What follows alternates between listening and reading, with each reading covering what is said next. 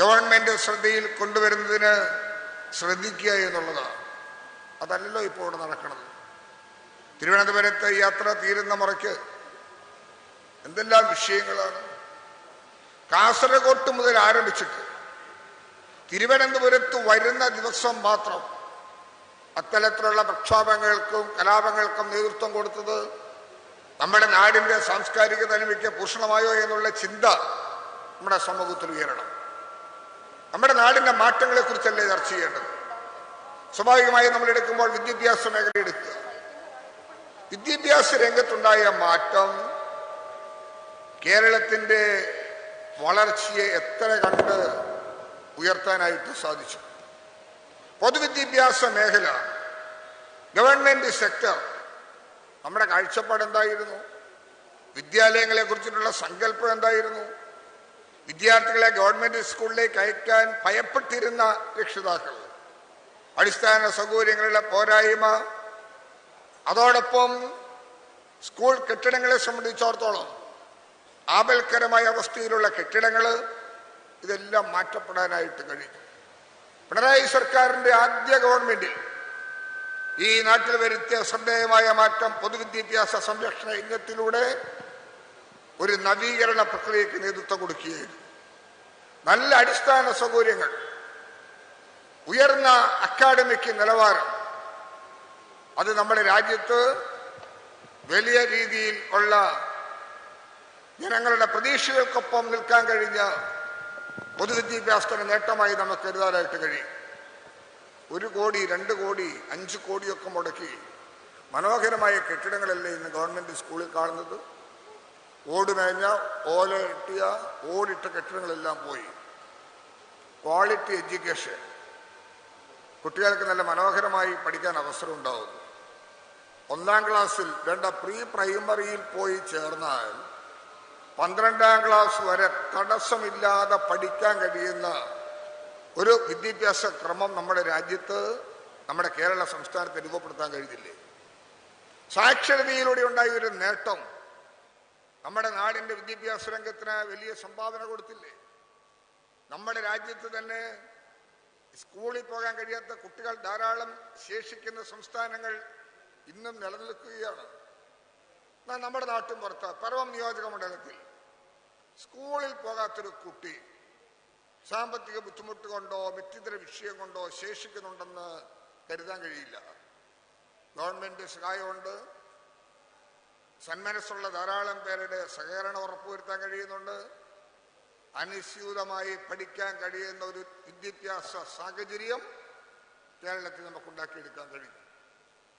അതുമാത്രമാണോ? പൊതുവിദ്യാഭ്യാസ രംഗം പോലെ തന്നെ ഉന്നത വിദ്യാഭ്യാസ രംഗം, ഇതാണല്ലോ മുഖ്യമന്ത്രി പറഞ്ഞത്. 2ാം പിണറായി സർക്കാരിന്റെ ആദ്യ ക്യാബിനറ്റിൽ തന്നെ എടുത്ത തീരുമാനങ്ങളിൽ ശ്രദ്ധേയമായതും ആദ്യ ബഡ്ജറ്റിൽ തന്നെ വസ്തുതാപരമായി നിലപാടുകൾ സ്വീകരിക്കുകയും ചെയ്തത് ഹയർ എഡ്യൂക്കേഷനെ മെച്ചപ്പെടുത്താനാണ്. നമ്മുടെ കുട്ടികളെ പഠിക്കാൻ വിദേശത്തേക്ക് പോകുന്നുവെന്നാണ്. അതിന് അവരെ കുറ്റപ്പെടുത്താൻ പറ്റുമോ? കുട്ടികൾ എവിടെ പഠിക്കണം, എന്ത് പഠിക്കണം, ആ തീരുമാനമൊക്കെ എടുക്കുന്നത് കുട്ടികളായപ്പോൾ. ലോകം ഒരു കൈക്കൊമ്പിളി നിൽക്കില്ലേ? നല്ല കോഴ്സ് പഠിക്കാൻ ഓസ്ട്രേലിയയിലേക്കും കാനഡയിലേക്കും ലണ്ടനിലേക്കൊക്കെ പോയെന്ന് വരും. രക്ഷിതാക്കൾക്കുള്ള ജോലി പണം സ്വരൂപിച്ചു കൊടുക്കുക, അതിനുവേണ്ടിയുള്ള നട്ടോട്ടം ഓടുക. ആ ഘട്ടത്തിലാണ് മുഖ്യമന്ത്രി പറഞ്ഞത് ഈ ഫ്ലോ കുറയ്ക്കാൻ അത്തരത്തിലുള്ള നല്ല കോഴ്സുകളും സൗകര്യങ്ങളും നമ്മുടെ നാട്ടിലുണ്ടാകണം. ഉന്നത വിദ്യാഭ്യാസ രംഗത്തിന് മാറ്റങ്ങൾ ഉണ്ടാകണം. നമ്മുടെ സർവകലാശാലകളെയും കോളേജുകളെയും വലിയ രീതിയിലുള്ള നേട്ടങ്ങൾ രൂപപ്പെടുത്തുന്നതാക്കി മാറ്റണം. ആ നിലയിൽ നമ്മുടെ സർവകലാശാലയെ മെച്ചപ്പെടുത്തണം. വിദേശത്തു നിന്നുള്ള കുട്ടികൾ നമ്മുടെ നാട്ടിൽ വന്ന് പഠിക്കട്ടെ. നിങ്ങൾക്കറിയാം, നമ്മൾ കണ്ടിട്ടുള്ളത് എന്താ? നമ്മുടെ നാട്ടിലേക്ക് ധാരാളം ടൂറിസ്റ്റുകൾ വരുന്നുണ്ട്, ലക്ഷക്കണക്കിനാണ് വരുന്നത്. കോവിഡിന്റെ ഘട്ടം കഴിഞ്ഞതോടുകൂടി വിദേശ ടൂറിസ്റ്റുകളുടെ എണ്ണം ഏറ്റവും കൂടുതൽ വന്നൊരു സംസ്ഥാനമായി രേഖപ്പെടുത്തിയതും കേരളമാണ്. അപ്പം നമ്മുടെ നാടിന്റെ കാലാവസ്ഥ സൗന്ദര്യം ആസ്വദിക്കുവാൻ, വിദേശികളെ ആകർഷിക്കാൻ കഴിയുന്ന നല്ല ഡെസ്റ്റിനേഷനാക്കി ടൂറിസത്തെ മാറ്റാൻ ഇന്ന് ശ്രീ റിയാസിന്റെ നേതൃത്വത്തിൽ നടക്കുന്ന ഗ്രാമീണ ടൂറിസം രംഗത്തെ മാറ്റങ്ങൾ, ഓരോ പ്രദേശത്തിന്റെയും സാധ്യതകളെ തിരിച്ചറിഞ്ഞ് പ്രയോജനപ്പെടുത്തി കൊടുക്കാൻ കഴിയുന്ന ടൂറിസത്തിന്റെ പുതിയ പടവുകൾ നമ്മുടെ നാടിന് വലിയ അഭിമാനകരമായി മാറുന്നു. അപ്പോൾ വിദേശത്തു നിന്ന് വരുന്ന ടൂറിസ്റ്റുകൾക്ക് അവരുടെ കുട്ടികളെ ഇവിടെ പഠിപ്പിക്കാൻ കഴിയുന്ന ഇന്റർനാഷണൽ സ്റ്റാൻഡേർഡുള്ള കോഴ്സുകൾ ആരംഭിച്ചാൽ നമ്മുടെ നാടിന്റെ വളർച്ചയിൽ, സമ്പദ്ഘടനയിലൊക്കെ വലിയ മാറ്റം ഉണ്ടാക്കാൻ കഴിയുന്ന, നമ്മുടെ വിദ്യാഭ്യാസ രംഗത്തെയും ടൂറിസത്തെയും തമ്മിൽ കോർത്തെടുക്കാൻ കഴിയുന്ന മാറ്റങ്ങൾക്ക് രൂപം കൊടുക്കാനായിട്ട് കഴിയും. കണ്ണൂർ സർവകലാശാലയിലേക്ക് അത്തരത്തിലുള്ള വിദ്യാർത്ഥികൾ വന്നല്ലോ. ആ കുട്ടികൾക്ക് ആവശ്യമായ പഠന സൗകര്യം, ഇന്റർനാഷണൽ സ്റ്റാൻഡേർഡുള്ള ഹോസ്റ്റൽ സൗകര്യങ്ങൾ, അതൊക്കെ രൂപപ്പെടുത്താനായിട്ട് നമുക്ക് സാധിച്ചു. നമ്മുടെ രാജ്യം ആ നിലയിൽ വലിയ വളർച്ചയിലേക്ക് എത്തിക്കൊണ്ടിരിക്കുക. അപ്പൊ ആ കുട്ടികൾ നല്ല നിലയിൽ പഠിക്കുവാനുള്ള അവസരങ്ങൾ രൂപപ്പെടുത്തുക എന്നുള്ള ഉന്നത വിദ്യാഭ്യാസ രംഗത്തെ മാറ്റങ്ങൾക്കും നേട്ടങ്ങൾക്കും തുടക്കം കുറിക്കാൻ കഴിഞ്ഞ ഒരു സംസ്ഥാനമായി കേരളം മാറുന്നു. ഇതിനോടൊക്കെ യോജിക്കുകയല്ലേ ആവശ്യമുള്ളൂ. നമ്മുടെ നാടിൻ്റെ ഒരു ഗുണം എന്താ? ഇതിൻ്റെയൊക്കെ ഗുണകാംക്ഷികൾ അവരുടെ എണ്ണം വർദ്ധിച്ചു വരുന്നു.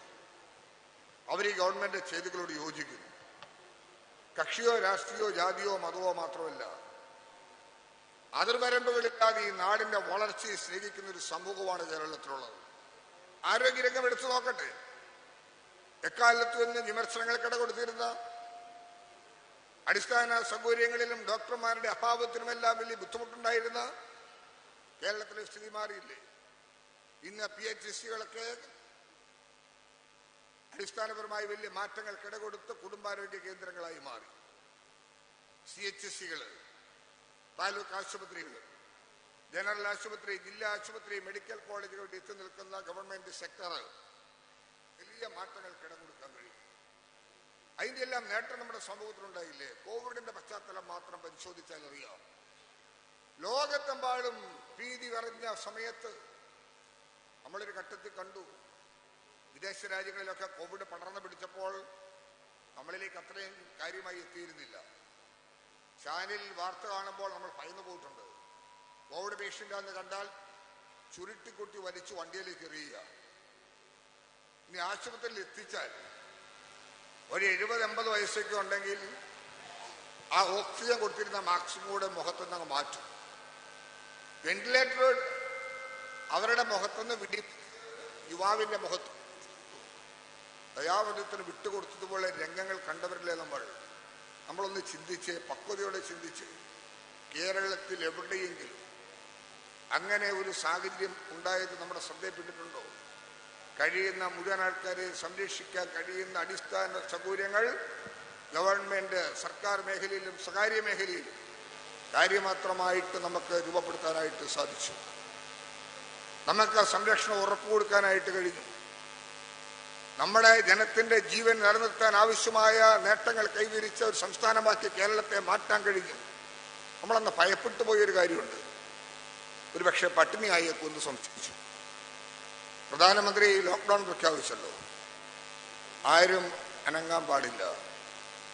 എവിടെയായിരുന്നോ അവിടെ ആയിരിക്കണം. റോഡ് ഗതാഗതമില്ല, റെയിൽവേ ഇല്ല, വ്യോമയാനമില്ല. അപ്പം ആ റെയിൽവേയിലും എയർപോർട്ടിലൊക്കെ ഉള്ള ബുദ്ധിമുട്ടുകളും തിരക്കുകളും യാതനകളുമെല്ലാം നമ്മളും കണ്ടു. ഈ ഘട്ടത്തിൽ നമ്മുടെ സ്റ്റേറ്റിന്റെ സ്ഥിതി എന്താ? ഇവിടെ ധാരാളം തൊഴിലാളി കുടുംബങ്ങൾ, അനുദിനം ജോലി ചെയ്ത് ജീവിക്കുന്ന ധാരാളം കുടുംബങ്ങളുണ്ട് കേരളത്തിൽ. അവരുടെ ജീവിതം കഷ്ടമാകുമെന്ന് നമ്മൾ ചിന്തിച്ചു.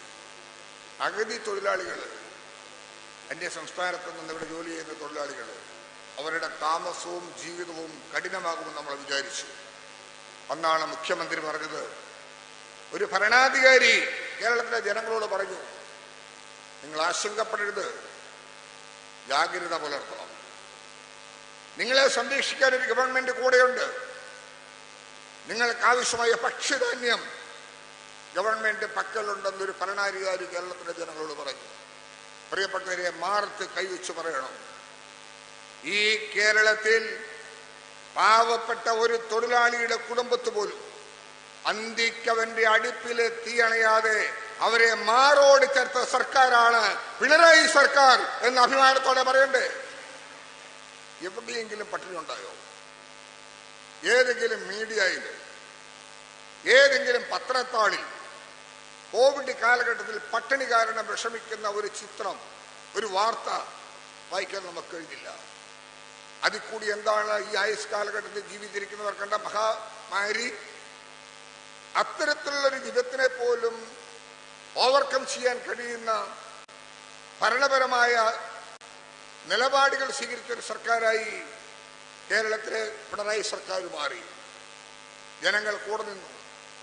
ആരോഗ്യ പ്രവർത്തകരും സായുധ പോലീസ് സേനാ വിഭാഗവും ഉൾപ്പെടെ എല്ലാവരുടെയും വലിയ പിന്തുണയും പിൻബലവും ഉണ്ടായി. ഇതായിരുന്നു കേരളം ദർശിച്ചത്. വ്യാവസായികമായ മാറ്റം വ്യവസായ മന്ത്രി സംസാരിക്കും. അഭിമാനമല്ലേ കേരളത്തിന്? വ്യവസായിക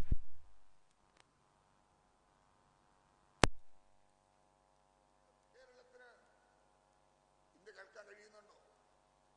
വ്യാവസായികമായി എന്തുമാത്രം നേട്ടങ്ങളുണ്ടായി? വിറ്റ് തൊലയ്ക്കാൻ തീരുമാനിച്ച വ്യവസായ സ്ഥാപനങ്ങൾ ഉൾപ്പെടെ തിരിച്ചു പിടിച്ച് ലാഭത്തിലാക്കി പൊതുമേഖലയെ സംരക്ഷിച്ച ഒരു ഗവൺമെന്റും അതിന്റെ പ്രതിനിധി ശ്രീ രാജീവ് യോഗത്തിൽ പങ്കെടുക്കുന്നു. അദ്ദേഹം ഇവിടെ സംസാരിക്കുന്നു. വ്യാവസായിക സംരംഭങ്ങൾ ഉദ്ദേശിച്ചതിനേക്കാൾ ഏറെ വരുന്നു. അതിലൂടെ കോടിക്കണക്കിന് രൂപയുടെ നിക്ഷേപം വരുന്നു. ലക്ഷക്കണക്കിന് തൊഴിലവസരം ഉണ്ടാകുന്നു. ഇതല്ല കേരളത്തിൽ കാണുന്നത്. ആ വിദ്യാഭ്യാസ രംഗമെടുത്താൽ, ആരോഗ്യ മേഖലയെടുത്താൽ, വ്യാവസായിക മുന്നേറ്റമെടുത്താൽ ഈ നാട്ടിലെ മാറ്റങ്ങൾ പറഞ്ഞറിയിക്കുന്നതിനപ്പുറമാണ്. അങ്ങനെ നിരവധിയായ കാര്യങ്ങൾ ഞാൻ സുദീർഘമായി സംസാരിച്ചു പോകുന്നില്ല. ക്ഷേമ പെൻഷന്റെ കാലഘട്ടത്തിൽ സാധാരണക്കാരായ ജനങ്ങൾക്ക് ബുദ്ധിമുട്ടുണ്ടാകാതിരിക്കാൻ, വലിയ ബുദ്ധിമുട്ടുകളെയും അതിജീവിക്കാൻ കഴിയത്തക്ക പോലെ ക്ഷേമ പെൻഷൻ കൊടുക്കുന്ന കാര്യത്തിൽ ധനകാര്യ വകുപ്പ് കാണിക്കുന്ന ശ്രദ്ധ, ബഹുമാനായ കൃഷി വകുപ്പ് മന്ത്രി കാർഷിക മേഖലയിലുണ്ടായ മാറ്റങ്ങൾ, തരിശു കിടന്ന ഭൂമികളെ വിളഭൂമികളാക്കി മാറ്റി. നമ്മുടെ ഈ നാട്ടിലുണ്ടായ മാറ്റങ്ങളെല്ലാം ഈ രാജ്യത്തിന്റെ വളർച്ചയിൽ വലിയ മാറ്റങ്ങൾക്ക് ഇടം കൊടുത്തിട്ടുണ്ട്. അതോടൊപ്പം കാണേണ്ട ഒരു കാര്യമുണ്ട്. കേന്ദ്ര ഗവൺമെന്റ് നമുക്ക് നൽകേണ്ട ചില്ലി കാശ് പോലും ഈ സംസ്ഥാനത്തിന് അർഹതപ്പെട്ടത് തരുന്നില്ല എന്നുള്ളൊരു പൊതുവികാരം നമ്മുടെ മനസ്സിൽ ഉയർകൊള്ളണം. കേന്ദ്രത്തിലേക്ക് ചെല്ലുമ്പോൾ കേന്ദ്രത്തിൽ പറയേണ്ടതും പറയാൻ ചുമതലപ്പെട്ടവരും ഇന്ന് UDFന്റെ MP-മാർ നടത്തുന്ന നീക്കം പ്രാദേശിക രാഷ്ട്രീയത്തിൽ മാത്രം ഒതുങ്ങി നിന്നുകൊണ്ടുള്ള ചിന്തകളായി പോകുന്നു. ഇന്ത്യ രാജ്യത്ത് നിന്ന് അർഹതപ്പെട്ടത് നേടിയെടുക്കാൻ ബഹുമാനായ MP ശ്രീ ചാഴികാടൻ ഈ വേദിയിലുണ്ടല്ലോ. ശ്രീ ആരിഫും ചാഴികാടനും ഒഴിച്ചുള്ള 18 പേര് അവരുടെ ഡേറ്റാസ് എടുത്ത് പരിശോധിക്കട്ടെ. പാർലമെന്റിലെ പെർഫോമൻസ് നോക്കട്ടെ. അവകാശങ്ങൾക്ക് വേണ്ടി പോരാടണ്ടേ? പറയാൻ മടി കാണിക്കേണ്ടതുണ്ടോ? ഈ നാട്ടിലെ ജനങ്ങൾ പട്ടിണി കിടക്കുമ്പോൾ അവർക്ക് ആവശ്യമായ സഹായം ചെയ്യാൻ, അവരെ ആവശ്യമായ സഹായത്തിന് അർഹരാക്കാൻ, കേന്ദ്രത്തിൽ നിന്ന് ലഭിക്കേണ്ട സഹായം കിട്ടാതെ വരുമ്പോഴും അനങ്ങാപ്പാറ നയം സ്വീകരിക്കുന്നത് ഇടതുപക്ഷ വിദ്വേഷം മനസ്സിൽ വെച്ചുകൊണ്ട് രാഷ്ട്രീയപരമായി മാത്രം ചിന്തിക്കുന്ന ഒരു വിഭാഗമായി അവർ മാറുന്നത് കൊണ്ട് മാത്രമാണ്. അവകാശങ്ങൾക്ക് വേണ്ടിയുള്ള തേരോട്ടത്തിലും പോരാട്ടത്തിലും കേരളത്തിലെ ജനങ്ങളുടെ സ്ഥിതി എവിടെ എന്നുള്ള ബോധ്യം വരാൻ പോകുന്ന കാലഘട്ടത്തിൽ തെളിയാൻ പോവുകയാണ്. അതുകൊണ്ട് ഉണർന്ന് ചിന്തിക്കേണ്ട ഒരു ഘട്ടമാണ്. നമുക്ക് ഈ നാടിനെ സംരക്ഷിക്കാൻ, അതിന് വളർച്ചയിൽ പങ്കുചേരാൻ നമുക്ക് ഉത്തരവാദിത്വമുണ്ട്. എല്ലാവർക്കും ശുദ്ധമായ കുടിവെള്ളം. ഈ ഗവൺമെന്റ് കഴിഞ്ഞ തെരഞ്ഞെടുപ്പ് കാലഘട്ടത്തിൽ പറഞ്ഞു. ജലജീവൻ മിഷനുമായി ബന്ധപ്പെട്ട് ഈ സർക്കാർ അധികാരത്തിൽ വന്ന സന്ദർഭത്തിൽ നമ്മുടെ നാട്ടിൽ എല്ലാ കുടുംബങ്ങളിലും ശുദ്ധജലമെത്തുന്ന ആ പദ്ധതി കാര്യക്ഷമമായി ഏറ്റെടുക്കും എന്ന് പറയുകയുണ്ടായി. എന്താ കാര്യം? നമ്മുടെ നാട്ടിലെ സ്ഥിതി മാറി. കുടിവെള്ളത്തെക്കുറിച്ച് വലിയ ആശങ്കയുണ്ടായ സംസ്ഥാനമല്ല കേരളം. 44-ലധികം നദികളും പുഴകളും തടാകങ്ങളും അരുവികളും നീർച്ചാലുമുള്ള കേരളം കുടിവെള്ളത്തെക്കുറിച്ച് ഒരിക്കലും ബുദ്ധിമുട്ടുണ്ടാകുമെന്ന് കരുതിയില്ല. ഇപ്പോൾ കാണുന്ന പഠനങ്ങൾ ഗ്രൗണ്ട് വാട്ടർ ലെവൽ താഴുകയാണ്. കടലിലെ ജലനിരപ്പ് ഉയരുകയാണ്. കഴിഞ്ഞ മാർച്ച് 22 വേൾഡ് വാട്ടർ ഡേ, ലോക ജലനിര ദിവസം ഒരു കണക്ക് കണ്ടപ്പോൾ അത്ഭുതപ്പെടുത്തുന്ന കണക്കാണ്. 270 കോടി ജനം കുടിവെള്ളം കിട്ടാതെ വിഷമിക്കുന്നുണ്ട്, വേനലിനെ നേരിടുന്നു. ഒരു മാസമെങ്കിലും കുടിവെള്ളം കിട്ടാതെ വിഷമിക്കുന്നതിന്റെ കണക്ക് നോക്കിയപ്പോൾ 400 കോടി കഴിയും. അതിന്റെ അർത്ഥം ലോക ജനസംഖ്യയുടെ പകുതിക്കെടുത്ത. അതിനെ മറികടക്കാൻ ബൃഹത്തായ പദ്ധതിയിലൂടെ, ജലജീവൻ മിഷൻ പദ്ധതിയിലൂടെ ഈ നാട്ടിൽ മാറ്റം ഉണ്ടാവുകയാണ്. ഈ ഗവൺമെന്റ് വരുമ്പോൾ കേരളത്തിൽ ഗ്രാമീണ കുടുംബങ്ങളിൽ കുടിവെള്ളം എത്തിയിരുന്നത് 17 ലക്ഷം കുടുംബങ്ങളിലാണ്. കഴിഞ്ഞ 2 വർഷക്കാലം കൊണ്ട് അത് 36 ലക്ഷം കുടുംബങ്ങളിൽ എത്തിക്കാനായിട്ട് നമുക്ക് കഴിയും. ശേഷിച്ചതായി വരുന്ന 2 വർഷക്കാലം കൊണ്ട് കൊടുത്തു തീർക്കണം. 70,80,000 കുടുംബങ്ങളിൽ കുടിവെള്ളം എത്തും. നമ്മുടെ ജില്ലയിൽ കുടിവെള്ളം കൊടുക്കുന്നതിന് 2,716 കോടി രൂപയുടെ ഭരണാനുമതി കൊടുത്തു കഴിയും. പിറവം നിയമസഭാ മണ്ഡലത്തിന് പൂർണ്ണമായും എല്ലാ വീടുകളിലും കുടിവെള്ളം എത്തുന്നതിന് 400 കോടി രൂപ അനുവദിച്ചു നൽകിയൊരു സർക്കാരാണ് പിണറായി സർക്കാർ എന്ന ബോധ്യ മനസ്ഥിതി നമ്മുടെ മനസ്സിലുണ്ടാകണം. എല്ലാ വീടുകളിലും കുടിവെള്ളം എത്തും. നമ്മുടെ ജില്ലയിലെ വിവിധ പ്രദേശങ്ങളിലായി കിഫ്ബി പ്രോജക്റ്റിൽ 161 കോടി രൂപ, അമൃത പദ്ധതിയിൽ 214 കോടി രൂപ, റീബിൽഡ് കേരളയിൽ 84 കോടി രൂപ, ഇതെല്ലാം അനുവദിക്കപ്പെട്ടുകൊണ്ട് കുടിവെള്ള പ്രശ്നം പരിഹരിക്കാൻ. ഇറിഗേഷനുമായി ബന്ധപ്പെട്ട പ്രശ്നങ്ങളുണ്ട്. കനാലുകളുടെ നവീകരണം, ശുദ്ധജല ലഭ്യത കുറവ് ഒക്കെ പരിഹരിക്കുന്നതിന് വേണ്ടിയുള്ള നടപടികൾ നമ്മൾ സ്വീകരിച്ചു വരികയാണ്. ഞാൻ എൻ്റെ വാക്കുകൾ ഉപസംഹരിക്കട്ടെ. നമ്മുടെ നാട് ഒരു മതേതര സങ്കല്പങ്ങൾക്ക് അങ്ങേയറ്റം ആത്മാർത്ഥത പുലർത്തിയിട്ടുള്ളൊരു സ്റ്റേറ്റാണ്. നമ്മുടെ നാടിന്റെ മഹത്വം അതാണ്. ഇടകലർന്ന് ജീവിക്കുന്ന ജാതിമത വർഗവർണ്ണ വ്യത്യാസമില്ലാതെ സാഹോദര്യത്തിൽ ജീവിക്കുന്ന കേരളീയർ. എന്നാൽ നമ്മുടെ രാജ്യത്തിന്റെ സ്ഥിതി എന്താ? രാജ്യം വർഗീയതയുടെ എരുത്തിയിലേക്ക് വലിച്ചെറിയപ്പെടുകയാണ്. വർഗീയതയുടെ എരുത്തിയിലേക്ക് വലിച്ചെറിയപ്പെടുകയാണ്. ഈ കേരളത്തിൽ മാത്രമാണ് സമാധാനത്തിന്റെ ഒരു പച്ചത്തുരുത്തായി നിൽക്കുന്ന ഈ പ്രദേശത്തെ കാണാൻ കഴിയുന്നത്. പ്രിയപ്പെട്ടവരെ, ശങ്കിക്കേണ്ട. ഇടതുപക്ഷ നിലപാട് കൊണ്ടും ബഹുമാന്യനായ മുഖ്യമന്ത്രി പിണറായി വിജയന്റെ നിലപാടുമാണ് ഈ മതേതര കാഴ്ചപ്പാടുകളെ കേരളത്തിൽ നിലനിർത്താൻ സാധിച്ചത് എന്ന ബോധ്യം മനസ്സ് നമുക്കുണ്ടാകണം. നമ്മൾ ചരിത്രത്തിന്റെ ഭാഗമായി മാറും. നിലപാടുകളിൽ ഉറച്ചു നിൽക്കും. മതേതര സങ്കല്പങ്ങൾക്ക് വിഘ്നം വരാതെ നമ്മൾ ശ്രദ്ധിക്കും. അതുകൊണ്ട് നവകേരള സദസ്സും നവകേരള ദർശനവും ഈ നാടിന് കൊടുക്കുന്ന പുത്തൻ പ്രതീക്ഷയെ എതിരേൽക്കുവാൻ പുതുവത്സരത്തിൽ പർവ്വത്തേക്ക് എത്തുമ്പോൾ ഈ നാടും നഗരവുമെല്ലാം ഉണർന്നെഴുന്നേറ്റ പ്രോജ്വലമായ സ്വീകരണം ഒരുക്കിയ നിങ്ങൾ ഓരോരുത്തരെയും പ്രത്യേകമായി അഭിനന്ദിച്ചുകൊണ്ട് അഭിവാദ്യം അർപ്പിച്ചുകൊണ്ട് എന്റെ വാക്കുകൾ ഞാൻ ഉപസംഹരിക്കട്ടെ. നന്ദി, നമസ്കാരം.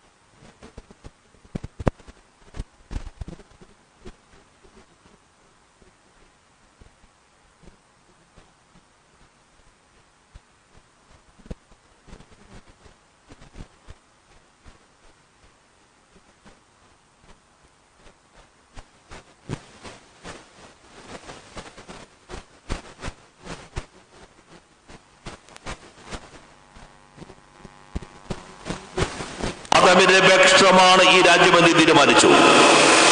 ഭരണഘടനാ അസംബ്ലിക്കകത്ത് നടന്ന ചർച്ചകളിൽ ഇന്ത്യക്കൊരു ഔദ്യോഗിക മതം ആവശ്യമുണ്ടോ, ആ ഭാഗം ചർച്ച ചെയ്തു. ആ ചർച്ചയിൽ ഇന്ത്യയുടെ ഭരണഘടനാ അസംബ്ലി തീരുമാനിച്ചു, ഈ രാജ്യത്തിന് ഔദ്യോഗികമായ മതമില്ല, ഈ രാജ്യം ഒരു മതനിരപേക്ഷ രാഷ്ട്രമായിരിക്കണം.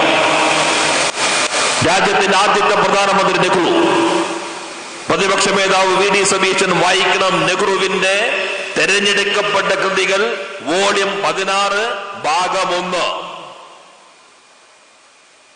നെഹ്റു പ്രധാനമന്ത്രിയായി. സർദാർ വല്ലഭായ് പട്ടേലുണ്ട്, കെ എം മുൻഷിയുണ്ട് കൃഷി വകുപ്പ് മന്ത്രി. സോമനാഥ ക്ഷേത്രം പുനർനിർമ്മിക്കണം. മഹാത്മാഗാന്ധിയെ കാണാൻ ചെന്നു. മഹാത്മാഗാന്ധി പറഞ്ഞു, സർക്കാർ ഒരു ക്ഷേത്രം പുനർനിർമ്മിക്കാൻ പാടില്ല. ക്ഷേത്രം പുനർനിർമ്മിച്ചോട്ടെ, അത് ജനങ്ങളുടെ പണം ഉപയോഗിച്ചുകൊണ്ടായിരിക്കണം. അതാണ് മഹാത്മാഗാന്ധി സർദാർ വല്ലഭായ് പട്ടേലിനും കൃഷിമന്ത്രിയും ക്ഷേത്ര നിർമ്മാണത്തിന്റെ ചുമതലയുള്ള ട്രസ്റ്റിയുമായി പ്രവർത്തിച്ച കെ എം മുൻഷിക്കും നൽകിയ ഉപദേശം. അങ്ങനെ ക്ഷേത്ര നിർമ്മാണം ആരംഭിച്ചു. ആ ക്ഷേത്ര നിർമ്മാണത്തിന് സൗരാഷ്ട്ര സംസ്ഥാനം 5 ലക്ഷം രൂപ ഗവൺമെന്റ് നൽകി. നെഹ്റു അവരോട് ശക്തമായി വിയോജിച്ചു. 1951 മാർച്ച് മാസം 2-ാം തീയതി നെഹ്റുവും രാജേന്ദ്ര പ്രസാദും തമ്മിൽ നടത്തിയ കത്തിടപാടുകൾ. 1951 മാർച്ച് മാസം 10-ന് രാജേന്ദ്ര പ്രസാദ് നെഹ്റുവിന് എഴുതിയ കത്ത്. 1951 മാർച്ച് 13-ന് നെഹ്റു രാജേന്ദ്ര പ്രസാദിന് എഴുതിയ മറുപടി വളരെ പ്രസക്തമായ ചരിത്ര രേഖകളാണ്. രാജേന്ദ്ര പ്രസാദ് സോമനാഥ ക്ഷേത്രത്തിന്റെ ഉദ്ഘാടനത്തിന് പോകുന്നതിൽ നെഹ്റു ശക്തമായി വിയോജിപ്പ് പ്രകടിപ്പിച്ചു. മന്ത്രിസഭാ യോഗത്തിനകത്ത് കെ എം മുൻഷി ഈ പ്രശ്നം ഉന്നയിച്ചപ്പോൾ നെഹ്റു ഉപയോഗിച്ച വാക്ക് ഹിന്ദു റിവൈവലിസം എന്നാണ്. നിങ്ങൾ ഹിന്ദു പുനരുദ്ധാനവാദത്തിന്റെ നിലപാട് സ്വീകരിക്കുന്നു. രാജേന്ദ്ര പ്രസാദിന് കത്തെഴുതി, അങ്ങ് ഈ രാജ്യത്തിന്റെ 1ാമത്തെ പൗരനാണ്. ഈ രാജ്യം ഒരു മതനിരപേക്ഷ രാജ്യമാണ്. രാഷ്ട്രം മതത്തിനകത്ത് ഇടപെടാൻ പാടില്ല. അതുകൊണ്ട് അങ്ങ് സോമനാഥ ക്ഷേത്രത്തിന്റെ ഉദ്ഘാടനത്തിന് പോകാൻ പാടില്ല. രാജേന്ദ്ര പ്രസാദ് തിരിച്ചു കത്തെഴുതി, എന്റെ കാഴ്ചപ്പാട് വ്യത്യസ്തമാണ്. ഞാനിനി പള്ളിയുടെ ഉദ്ഘാടനത്തിനും പോകാം, മോസ്കിന്റെ ഉദ്ഘാടനത്തിനും പോകാം, ഗുരുദ്വാരയുടെ ഉദ്ഘാടനത്തിനും പോകാം. നെഹ്റു തിരിച്ച് മറുപടി എഴുതി. അതിനകത്ത് നെഹ്റു പറഞ്ഞു, ഒരു വിശ്വാസി എന്ന രൂപത്തിൽ അങ്ങേക്ക് എവിടെയും പോകാം, ഏത് ക്ഷേത്രത്തിലും പോകാം. ആ വിശ്വാസത്തിനൊപ്പം നമ്മളെല്ലാവരും നിലകൊള്ളണം. എന്നാൽ രാഷ്ട്രത്തിന്റെ 1ാമത്തെ പൗരൻ, ഒരു ഭരണാധികാരി ഏതെങ്കിലും ആരാധനാലയം ഉദ്ഘാടനം ചെയ്യുന്നത് തെറ്റായ സന്ദേശം നൽകും. BJP ഗവൺമെന്റ് ചരിത്രത്തിൽ നിന്ന് നെഹ്റുവിനെ തുടച്ചു നീക്കുന്നു. പ്രതിപക്ഷ നേതാവ് ഉൾപ്പെടെയുള്ള കോൺഗ്രസ് നെഹ്റുവിനെ കൈയൊടിയുന്നു. ഞങ്ങൾ ഈ ഗവൺമെന്റ് മതനിരപേക്ഷ ഉയർത്തിപ്പിടിക്കുന്നു. ഏതൊരാൾക്കും അവരവരുടെ വിശ്വാസങ്ങൾ, ആചാരങ്ങൾ, അനുഷ്ഠാനങ്ങൾക്കനുസരിച്ച് ജീവിക്കാനുള്ള സ്വാതന്ത്ര്യത്തിന് വേണ്ടി ഗവൺമെന്റ് നിലകൊള്ളുന്നു. അത് നവകേരളത്തിന്റെ രാഷ്ട്രീയമാണ്. നവകേരളം വിശ്വാസിക്ക് ഇഷ്ടമുള്ള വിശ്വാസങ്ങൾ പിന്തുടരാനുള്ള സ്വാതന്ത്ര്യമുള്ള കേരളമായിരിക്കും. എന്നാൽ നവകേരളം ഭരണകൂട സംവിധാനങ്ങൾ മതത്തിനകത്ത് ഇടപെടുന്നതിനെതിരെയുള്ള ഭരണഘടനാപരമായ നിലപാട് ഉയർത്തിപ്പിടിക്കുന്ന കേരളമായിരിക്കും. ഇത് രാഷ്ട്രീയ പ്രശ്നമാണ്. അതിനകത്ത് ഇടതുപക്ഷ ഗവൺമെന്റ് രാഷ്ട്രീയമാണ് ഞങ്ങൾ ഉയർത്തിപ്പിടിക്കുന്നത്. ഇവിടെ നോക്കൂ, നവകേരളം എന്നതിൽ നിന്ന് രാഷ്ട്രീയം മാത്രമല്ല മറ്റു മാനങ്ങൾ എന്തൊക്കെയാണ് എന്ന് ഇവിടെ ചില കാര്യങ്ങൾ സൂചിപ്പിച്ചല്ലോ. നവകേരളം, കേരളം ഇതേവരെ നേടിയിട്ടുള്ള വിവിധ മേഖലകളിലെ നേട്ടങ്ങളെ ശക്തിപ്പെടുത്തി മുന്നോട്ട് കൊണ്ടുപോകാനും എവിടെയൊക്കെയാണോ കുറവുകൾ ഉണ്ടായിട്ടുള്ളത് അത് പരിഹരിക്കുന്നതിനും പുതിയ കാലഘട്ടത്തിനനുസൃതമായ പുതുക്കിപ്പണിയലുകളും മാറ്റങ്ങളും വരുത്തുന്നതിനുള്ള കർമ്മ പദ്ധതിയാണോ? ആ കർമ്മ പദ്ധതിയാണ് പ്രകടന പത്രികയിലൂടെ ഞങ്ങൾ അവതരിപ്പിച്ചത്. ആ കർമ്മ പദ്ധതി നടപ്പിലാക്കുന്നതിനാണ് ഈ ഗവൺമെന്റ് ശ്രമിച്ചുകൊണ്ടിരിക്കുന്നത്. ഈ ഗവൺമെന്റിന് ഒരു പ്രത്യേകതയുണ്ട്. ഈ ഗവൺമെന്റ് ഒരു തുടർച്ചയാണ്. കേരളത്തിന്റെ ചരിത്രത്തിൽ ആദ്യമായി ഒരു മുഖ്യമന്ത്രി നയിച്ച ഗവൺമെന്റ് കാലാവധി പൂർത്തീകരിച്ച് അതേ മുഖ്യമന്ത്രിയെ തന്നെ വീണ്ടും മുഖ്യമന്ത്രിയായി സത്യപ്രതിജ്ഞ ചെയ്ത് അധികാരമേറ്റു സഖാവ് പിണറായി വിജയൻ. ഒരു പുതിയ ചരിത്രം കേരളം സൃഷ്ടിച്ചു. കഴിഞ്ഞ ഗവൺമെന്റ് നടപ്പിലാക്കിയ കാര്യങ്ങൾ അതിവേഗത്തിൽ നടപ്പിലാക്കാൻ ഈ ഗവൺമെന്റ് ശ്രമിക്കുന്നു. അതിനകത്ത് പൊതുവിദ്യാഭ്യാസം, പൊതു ആരോഗ്യം കഴിഞ്ഞ ഗവൺമെന്റ് സന്ദർഭത്തിൽ കേന്ദ്രീകരിച്ച മേഖലയാണോ? ഈ ഗവൺമെന്റ് ഇപ്പോൾ കേന്ദ്രീകരിക്കുന്നത് ഉന്നത വിദ്യാഭ്യാസ മേഖലയാണോ? ഇന്ന് നിങ്ങൾ ഒരുപക്ഷെ വാർത്ത കണ്ടിട്ടുണ്ടാകും. കേരളത്തിന്റെ ഉന്നത വിദ്യാഭ്യാസ മേഖല പുതിയ ചരിത്രം സൃഷ്ടിച്ചിരിക്കുകയാണ്. തിരുവനന്തപുരത്തെ LBSലെ വുമൻസ് എഞ്ചിനീയറിംഗ് കോളേജിലെ പെൺകുട്ടികൾ അവര് നിർമ്മിച്ച ഉപഗ്രഹമാണ് വിസാറ്റ് ഇന്ന് ബഹിരാകാശത്തേക്ക് പോയിട്ടുള്ളത്. കേരളത്തിന്റെ ചരിത്രം ലോകത്തിന് തന്നെ പുതിയ അനുഭവം നൽകി. പെൺകുട്ടികൾ, വിദ്യാർത്ഥിനികൾ, എഞ്ചിനീയറിംഗ് കോളേജിലെ വിദ്യാർത്ഥിനികൾ ഉപഗ്രഹം നിർമ്മിച്ച് ആ ഉപഗ്രഹം ബഹിരാകാശത്തേക്ക് പോയിരിക്കുന്നു. മലയാളിയും അതിൽ നമുക്ക് ഓരോരുത്തർക്കും അഭിമാനിക്കാം. കേരള സർവകലാശാല A++ ഗ്രേഡ് നേടി. കൊച്ചി സർവകലാശാലയുടെ വൈസ് ചാൻസലർ ഇവിടെ ഇരിക്കുന്നുണ്ട്. കൊച്ചി സർവകലാശാല റാങ്കിങ്ങിൽ മെച്ചപ്പെടുത്തി. MG സർവകലാശാല ലോകത്തിലെ ആദ്യത്തെ 500 സർവകലാശാല ഒന്നായി ഇടം പിടിക്കാൻ കഴിഞ്ഞു. ഉന്നത വിദ്യാഭ്യാസവും വ്യവസായവും തമ്മിലുള്ള ബന്ധം ശക്തിപ്പെടുത്താനുള്ള ശ്രമങ്ങൾ ഇപ്പൊ ഗവൺമെന്റ് മുന്നോട്ട് കൊണ്ടുപോകുന്നു. അതിന്റെ ഭാഗമായി പുതിയ പുതിയ മുന്നേറ്റങ്ങൾ വ്യവസായ രംഗത്തും വരുന്നു, വിദ്യാഭ്യാസ മേഖലയിലും വരുന്നു. ഞാൻ എല്ലാ ഭാഗങ്ങളിലേക്ക് എടുക്കുന്നില്ല. ഇന്ന് നമുക്കൊന്നുകൂടി അഭിമാനിക്കാം. ബഹുമാനായ മുഖ്യമന്ത്രി രാവിലെ K-സ്മാർട്ട് ഉദ്ഘാടനം ചെയ്യുകയുണ്ടായി. എല്ലാ സേവനങ്ങളും വിരൽ തുമ്പിൽ. പഞ്ചായത്തിൽ നിന്ന് ലഭിക്കേണ്ട കെട്ടിട നമ്പറാകാം, വ്യവസായത്തിന് ലൈസൻസ് ആകാം, വിവാഹ സർട്ടിഫിക്കറ്റ് ആകാം, ജനന മരണ സർട്ടിഫിക്കറ്റ് ആകാം, എല്ലാം ഒരു മൊബൈലിൽ ആപ്ലിക്കേഷനിൽ കയറി ലഭിക്കാൻ കഴിയുന്ന ഇന്ത്യയിൽ ഏറ്റവും മികച്ച സംവിധാനം K-സ്മാർട്ട് ഇന്ന് കേരളം ലോഞ്ച് ചെയ്തു. അപ്പൊ ഇവിടെ ഇന്ന് ആ മൊബൈൽ ആപ്ലിക്കേഷൻ വെച്ച് നോക്കിയാൽ അറിയാം ഇത് കെട്ടിടം പണിയാവുന്ന സ്ഥലമാണോ, ഇവിടെ എത്ര നിലയുള്ള കെട്ടിടം പണിയാം എന്നുള്ളത് അറിഞ്ഞ് അപേക്ഷ കൊടുക്കാൻ കഴിയുന്ന അത്രയും അത്യാധുനിക സാങ്കേതിക വിദ്യയാണ് ഉപയോഗിച്ചിട്ടുള്ളത്. ആ വേദിയിൽ മറ്റൊരു കൗതുകകരമായ കാര്യമുണ്ടായി. മുഖ്യമന്ത്രി ഉദ്ഘാടനം ചെയ്ത വേദിയിൽ ഞങ്ങൾ മന്ത്രിമാർ, കേരളത്തിൽ IAS ഉദ്യോഗസ്ഥന്മാരെ കൂടാതെ കർണാടകയിലെ ഈ വകുപ്പിന്റെ ചുമതലയുള്ള IAS ഉദ്യോഗസ്ഥ പങ്കെടുത്തു. അവര് പങ്കെടുത്തത് കാഴ്ചക്കാരാകാനല്ല. കർണാടക ബാംഗ്ലൂർ കൂടി ചേരുന്ന സംസ്ഥാനമാണ്. ബാംഗ്ലൂരാണ് നമ്മുടെ IT-യുടെ ഏറ്റവും പ്രധാനപ്പെട്ട കേന്ദ്രമായി പൊതുവെ വാഴ്ത്തപ്പെടുന്നത്. ആ കർണാടകയിലെ കോൺഗ്രസ് സർക്കാരിന്റെ സംവിധാനത്തിന് കീഴിലുള്ള IAS ഉദ്യോഗസ്ഥ ഈ വേദിയിൽ വന്നത് കേരളവുമായി MOU ഒപ്പുവെക്കാനാണ്. ഈ K-സ്മാർട്ട് കർണാടകയിൽ നടപ്പിലാക്കാൻ മുഖ്യമന്ത്രിയുടെ സാന്നിധ്യത്തിൽ അവരുടെ സെക്രട്ടറിയും നമ്മുടെ IAS ഉദ്യോഗസ്ഥരും MOU ഒപ്പുവെച്ച് കൈമാറി. ഇനി K-സ്മാർട്ട് കേരളത്തിന്റെ പദ്ധതി കർണാടകയിലേക്ക് വരുന്നു. കർണാടകയിൽ നിന്ന് കഴിഞ്ഞ ദിവസം വലിയൊരു സംഘം കേരളത്തിലേക്ക് വന്നു. അവർ വന്നത് AI ക്യാമറകളുടെ പ്രവർത്തനം പഠിക്കാൻ. അവർക്കും ഇതേ സംവിധാനം അവിടെ നടപ്പിലാക്കണം കേൾക്കണമെന്ന് ആവശ്യപ്പെട്ടു. ചെന്നൈയിൽ പ്രളയമുണ്ടായില്ലേ? ആ പ്രളയമുണ്ടായ സന്ദർഭത്തിൽ എല്ലാ സംവിധാനങ്ങളെയും ഏകോപിപ്പിക്കുന്ന കൺട്രോൾ റൂം ഉണ്ടായിരുന്നു. ആ കൺട്രോൾ റൂം മുഖ്യമന്ത്രി സ്റ്റാലിൻ സന്ദർശിക്കുന്നത് വാർത്ത നിങ്ങൾ ചിലപ്പോൾ കണ്ടിട്ടുണ്ടാകും. ആ കൺട്രോൾ റൂം അവിടെ സംവിധാനങ്ങൾ ഒരുക്കിയിട്ടുള്ളതും അത് കൈകാര്യം ചെയ്യുന്നതും കേരളത്തിലെ കെൽട്രോണാണ്. അപ്പൊ ഇന്ത്യക്ക് പല കാര്യങ്ങളിലും മുൻപേ നടക്കുന്ന സംസ്ഥാനം ഉന്നത വിദ്യാഭ്യാസത്തിലും വ്യവസായ മേഖലയിലും ഉള്ള കുറവുകൾ കൂടി പരിഹരിച്ച് ശക്തിപ്പെടുത്തി മുന്നോട്ട് കൊണ്ടുപോകാൻ ശ്രമിക്കുന്നു. വ്യവസായ മേഖലയിൽ നേരത്തെ സൂചിപ്പിച്ചല്ലോ, സംരംഭക വർഷം ഒരു വർഷം 1 ലക്ഷം സംരംഭം. അത് നമുക്ക് നേരത്തെ നേടാൻ കഴിഞ്ഞു. ഇപ്പൊ രണ്ടാമത്തെ വർഷം പൂർത്തീകരിക്കാൻ പോകുന്നു. ഈ സാമ്പത്തിക വർഷം പൂർത്തീകരിക്കാൻ 3 മാസം കൂടിയുണ്ട്.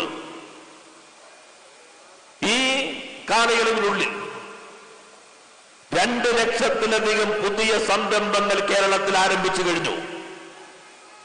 അതിൽ ഏറ്റവും ശ്രദ്ധേയമായ കാര്യം 61,000 സംരംഭങ്ങൾ സ്ത്രീകൾ തുടങ്ങിയ സംരംഭങ്ങളാണ്. ഇപ്പൊ ചിലര് പറഞ്ഞു ഇത്രയും സംരംഭം തന്നെ തുടങ്ങിയിട്ടുണ്ടോ, അതുകൊണ്ട് എല്ലാം ജിയോ ടാഗ് ചെയ്തിരിക്കുകയാണ്.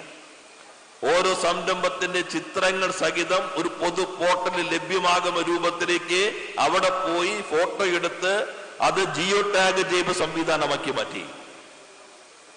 6 മാസത്തിനുള്ളിൽ നമ്മുടെ കേരളത്തിൽ 16 സ്വകാര്യ വ്യവസായ പാർക്കുകൾക്ക് അനുമതി നൽകി. നാളെ രാവിലെ IBM-ന്റെ vice president, senior vice president കേരളത്തിൽ വരുന്നുണ്ട്. IBM 1 വർഷം മുമ്പ് കൊച്ചിയിൽ പ്രവർത്തനം ആരംഭിച്ചു. 100 പേർക്ക് 1 വർഷത്തിനുള്ളിൽ തൊഴിൽ നൽകുന്ന സംവിധാനം എന്ന നിലയിലാണ് ആരംഭിച്ചതെങ്കിൽ ഇപ്പോ 1 വർഷം കഴിഞ്ഞപ്പോഴേക്കും 1800 പേർ ആ സ്ഥാപനത്തിൽ മലയാളി എഞ്ചിനീയർമാർ ജോലി ചെയ്യുകയാണ്. ഏറ്റവും പ്രധാനപ്പെട്ട IT കമ്പനികൾ, മെഡിക്കൽ ഡിവൈസ് കമ്പനികൾ, ഇവയെല്ലാം കേരളത്തിൽ പ്രവർത്തനം ആരംഭിച്ചു. അപ്പോ നവകേരളം ഒരു വൈജ്ഞാനിക സമൂഹത്തെ ലക്ഷ്യം വയ്ക്കുന്നു. നവകേരളം വിജ്ഞാന അധിഷ്ഠിത സമ്പദ്ഘടനയെ ലക്ഷ്യം വയ്ക്കുന്നു. നവകേരളം വിജ്ഞാന അധിഷ്ഠിത വ്യവസായങ്ങളെ ലക്ഷ്യം വയ്ക്കുന്നു. അറിവിനെ അധിഷ്ഠിതമാക്കിയ വ്യവസായങ്ങൾ, അത് കാർഷിക മേഖലയിലാകാം, അതിന്റെ മൂല്യവർദ്ധിത രംഗത്താകാം, ഇലക്ട്രോണിക്സ് രംഗത്താകാം, അല്ലെങ്കിൽ മറ്റ് IT രംഗത്താകാം. അങ്ങനെ അറിവ് അധിഷ്ഠിതമായ വ്യവസായങ്ങൾ, അതിന് ഈ നവകേരളം ലക്ഷ്യം വയ്ക്കുന്നു.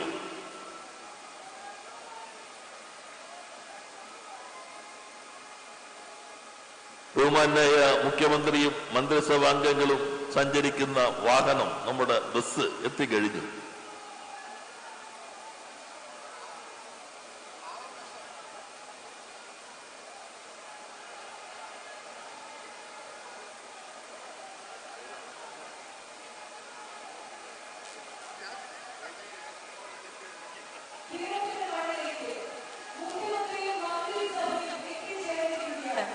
ചരിത്രത്തിലാദ്യമായാണ് ഒരു മുഖ്യമന്ത്രിയും മന്ത്രിസഭയും ഒന്നടങ്കം ജനങ്ങൾക്കരികിലേക്ക് എത്തുന്നത്. ജനങ്ങൾക്കരികിലേക്ക് ജനകീയ മന്ത്രിസഭ ജനങ്ങൾക്കൊപ്പം. പുതുവത്സര ആശംസകളോടുകൂടി മുഖ്യമന്ത്രി പിറവത്തിന്റെ മണ്ണിലേക്ക് എത്തിയിരിക്കുകയാണ്. കേരളത്തിന്റെ ബഹുമാനപ്പെട്ട മുഖ്യമന്ത്രിക്ക് ശ്രീ പിണറായി വിജയന് പിറവത്തിന്റെ വന്ദനം.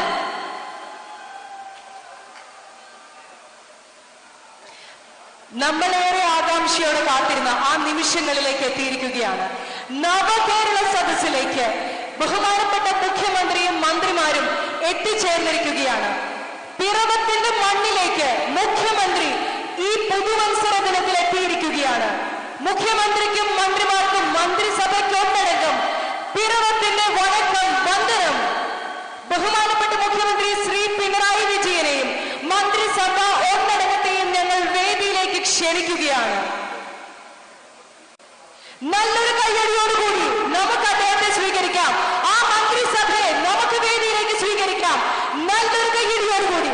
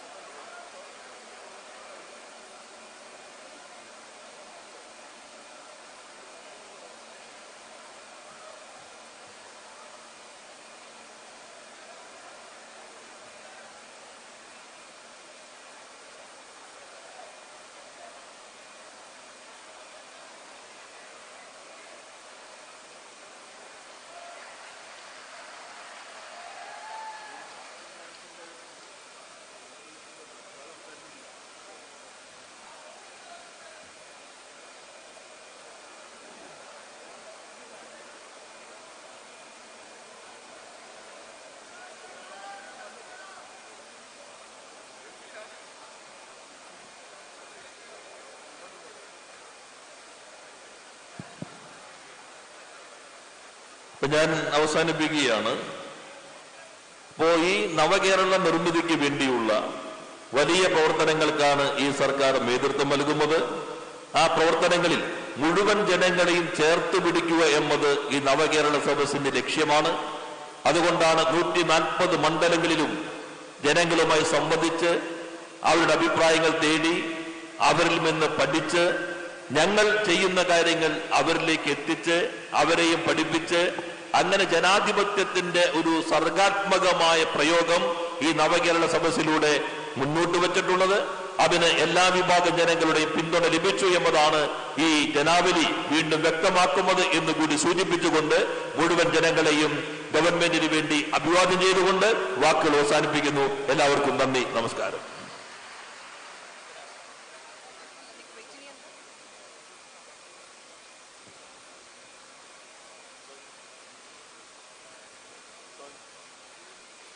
അടുത്തതായി ഞാൻ ക്ഷണിക്കുകയാണ് ബഹുമാനപ്പെട്ട കൃഷി വകുപ്പ് മന്ത്രി ശ്രീ പി പ്രസാദിനെ. Sir please. ആദരണീയനായ അധ്യക്ഷൻ, വേദിയിലും സദസ്സിനുമെല്ലാമുള്ള ബഹുമാന്യരെ, പ്രിയപ്പെട്ടവരെ, നവകേരള സദസ്സിന്റെ ഉദ്ദേശത്തെക്കുറിച്ചെല്ലാം ഇവിടെ സൂചിപ്പിച്ചു കഴിഞ്ഞു എന്നുള്ളതുകൊണ്ട് അതിൻ്റെ വിശദാംശങ്ങളിലേക്കൊന്നും ഞാൻ കടക്കുന്നില്ല.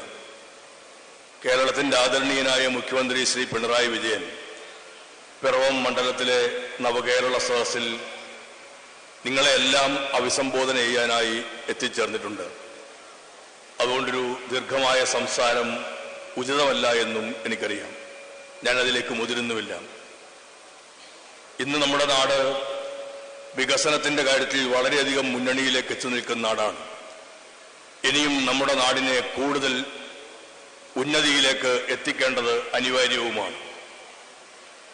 നാം നേടിയെടുത്തിരിക്കുന്ന നേട്ടങ്ങളെ നിലനിർത്തിക്കൊണ്ട് കൂടുതൽ നേട്ടങ്ങൾ കൈവരിക്കുന്നതിന് ഉപകരിക്കുന്ന കാര്യങ്ങൾ ജനങ്ങളുടെ മുമ്പാകെ അവതരിപ്പിക്കുകയും ചർച്ച ചെയ്യുകയും എല്ലാം ചെയ്ത് അങ്ങനൊരു പുതിയ രീതി കേരളത്തിൽ അവലംബിക്കുകയായിരുന്നു നവകേരള സദസ്സിലൂടെ. ഈ നവകേരള സദസ്സിൽ പിറവത്ത് അനേകായിരങ്ങൾ ഒഴുകിയെത്തിയിരിക്കുന്നു എന്നുള്ളത് സന്തോഷകരമായ ഒരനുഭവം തന്നെയാണ്. ഇതേ അനുഭവമാണ് കേരളത്തിലെ എല്ലായിടങ്ങളിലും ഞങ്ങൾക്ക് ഈ നവകേരള സദസ്സിന്റെ ഭാഗമായി കാണാൻ കഴിഞ്ഞത്. ഈ നവകേരള സദസ് ബഹിഷ്കരിക്കണം എന്നാണ് ഒരു പ്രതിപക്ഷം പറഞ്ഞത്. പിറവത്തെ MLA ബഹിഷ്കരിച്ചുവെങ്കിലും പിറവത്തെ ജനങ്ങൾ നവകേരള സദസ്സിനെ സ്വീകരിച്ചു എന്നുള്ളതാണ് അനേകായിരങ്ങൾ ഇവിടെ തടിച്ചുകൂടിയിരിക്കുന്നത് നമ്മളോടെല്ലാവരോടും പറയുന്നത്.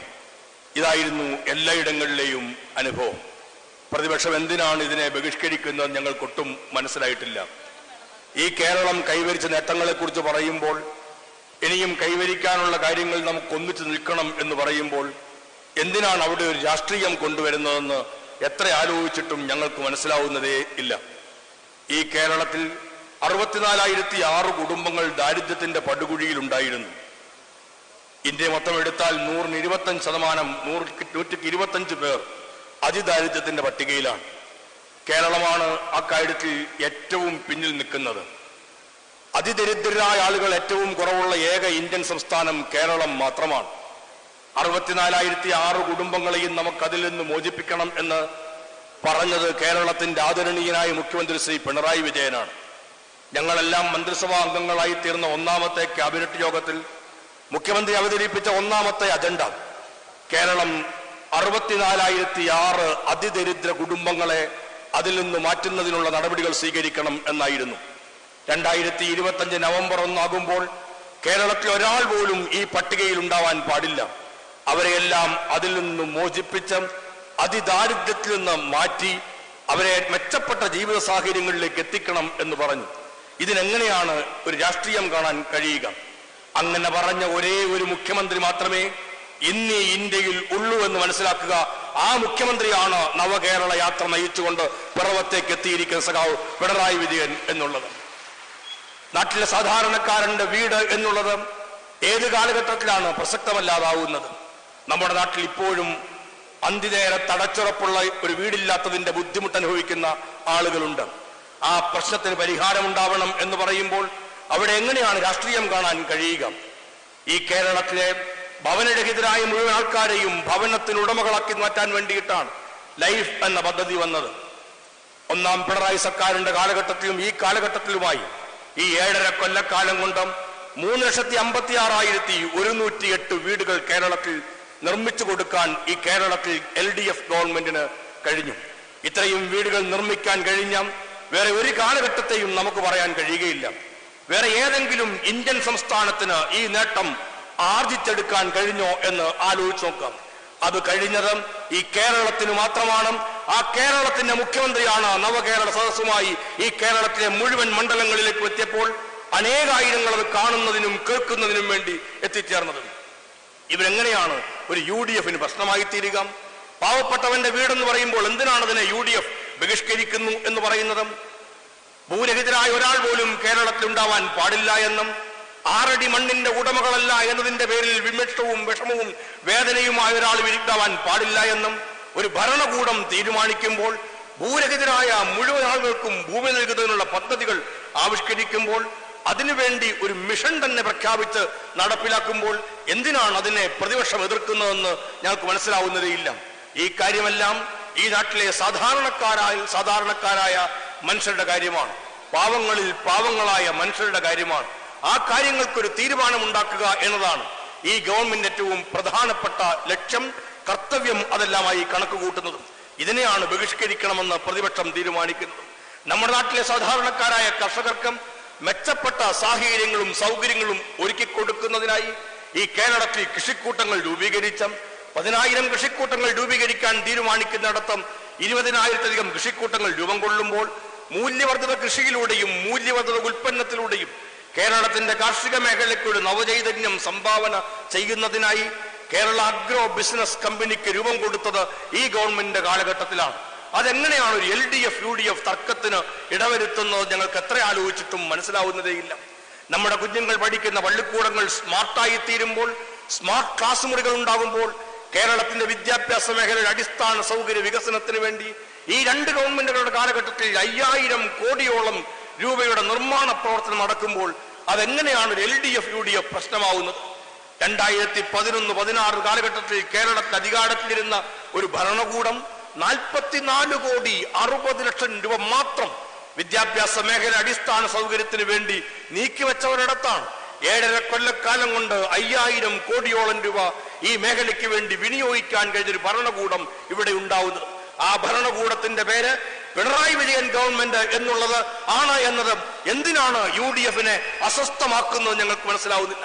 ഇനി ഒരിക്കലും അധികാരത്തിന്റെ 7 അയലത്തേക്ക് പോലും അടുപ്പിക്കപ്പെടുകയില്ല എന്ന് ബോധ്യമാവുന്നതിന്റെ പേരിൽ സമനില തെറ്റിപ്പോകുന്ന ഒരു പ്രതിപക്ഷത്തിനെയാണ് പ്രതിഷേധത്തിന്റെ രൂപങ്ങൾ അവതരിപ്പിച്ചുകൊണ്ട് നവകേരള സദസ്സിന്റെയും നവകേരള യാത്രയുടെയും ശോഭകെടുത്തുന്നതിന് വേണ്ടി ഇറങ്ങിത്തിരിക്കുന്നതായി കണ്ടത്.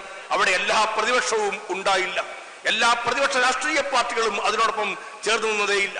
പക്ഷെ പ്രതിപക്ഷ നേതാവിന് വല്ലാതെ കാലിളകിപ്പോകുന്നത് നമ്മൾ കണ്ടു.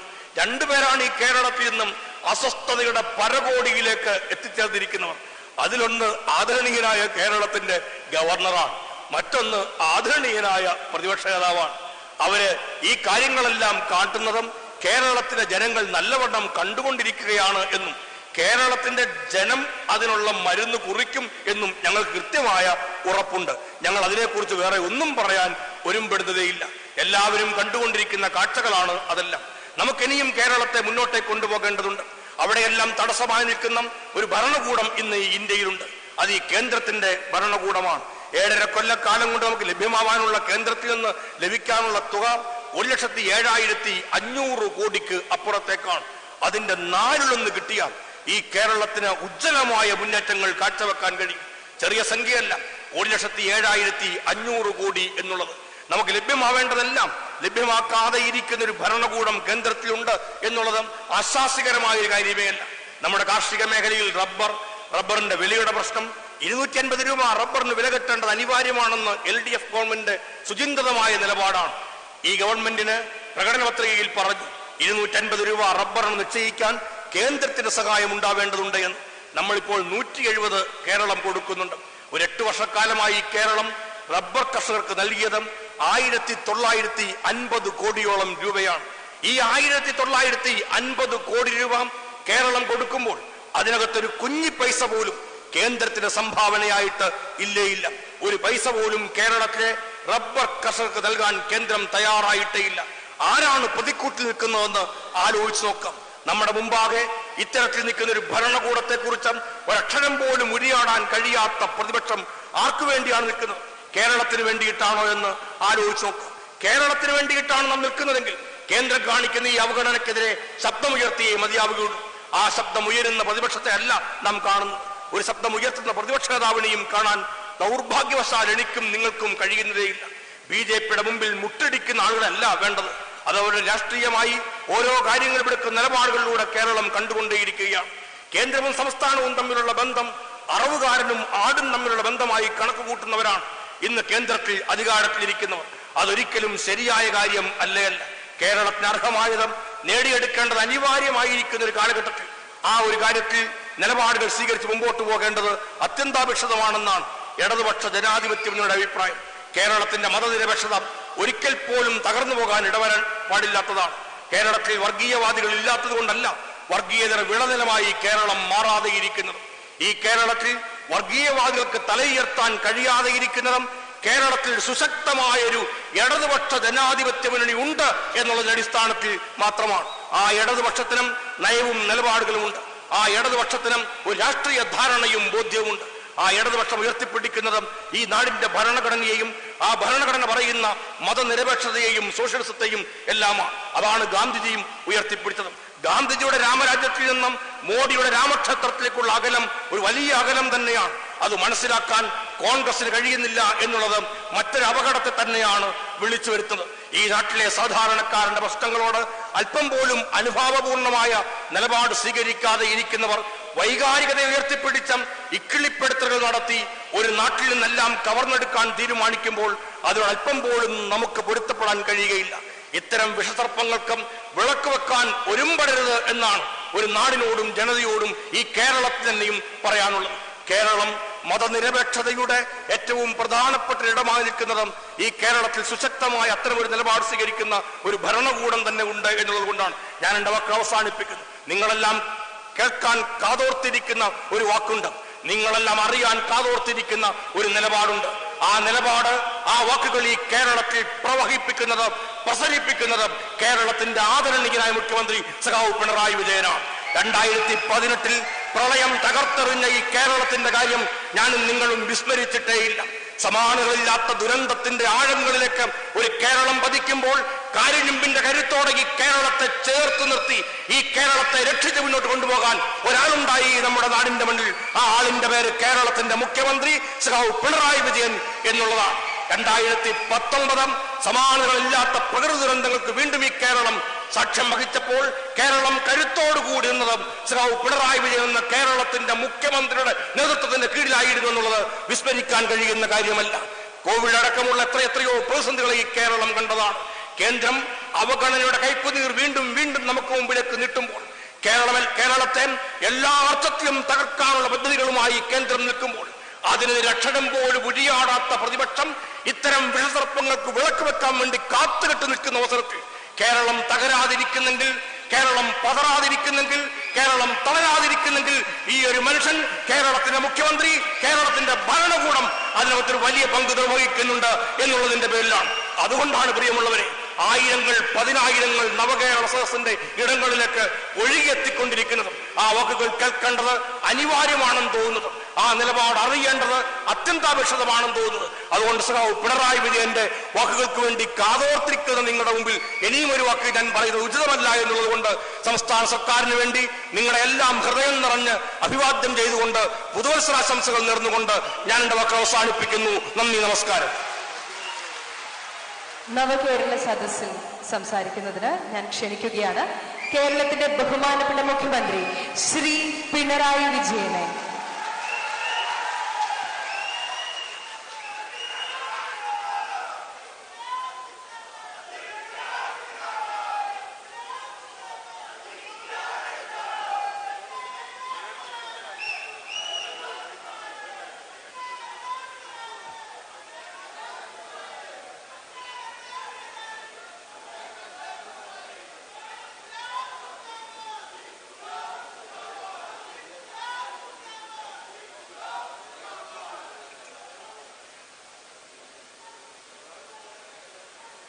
സ്വാഗതം പറയാനായി ഞാൻ ക്ഷണിക്കുകയാണ് ശ്രീ PN അനി, മൂവാറ്റുപുഴ RTOA.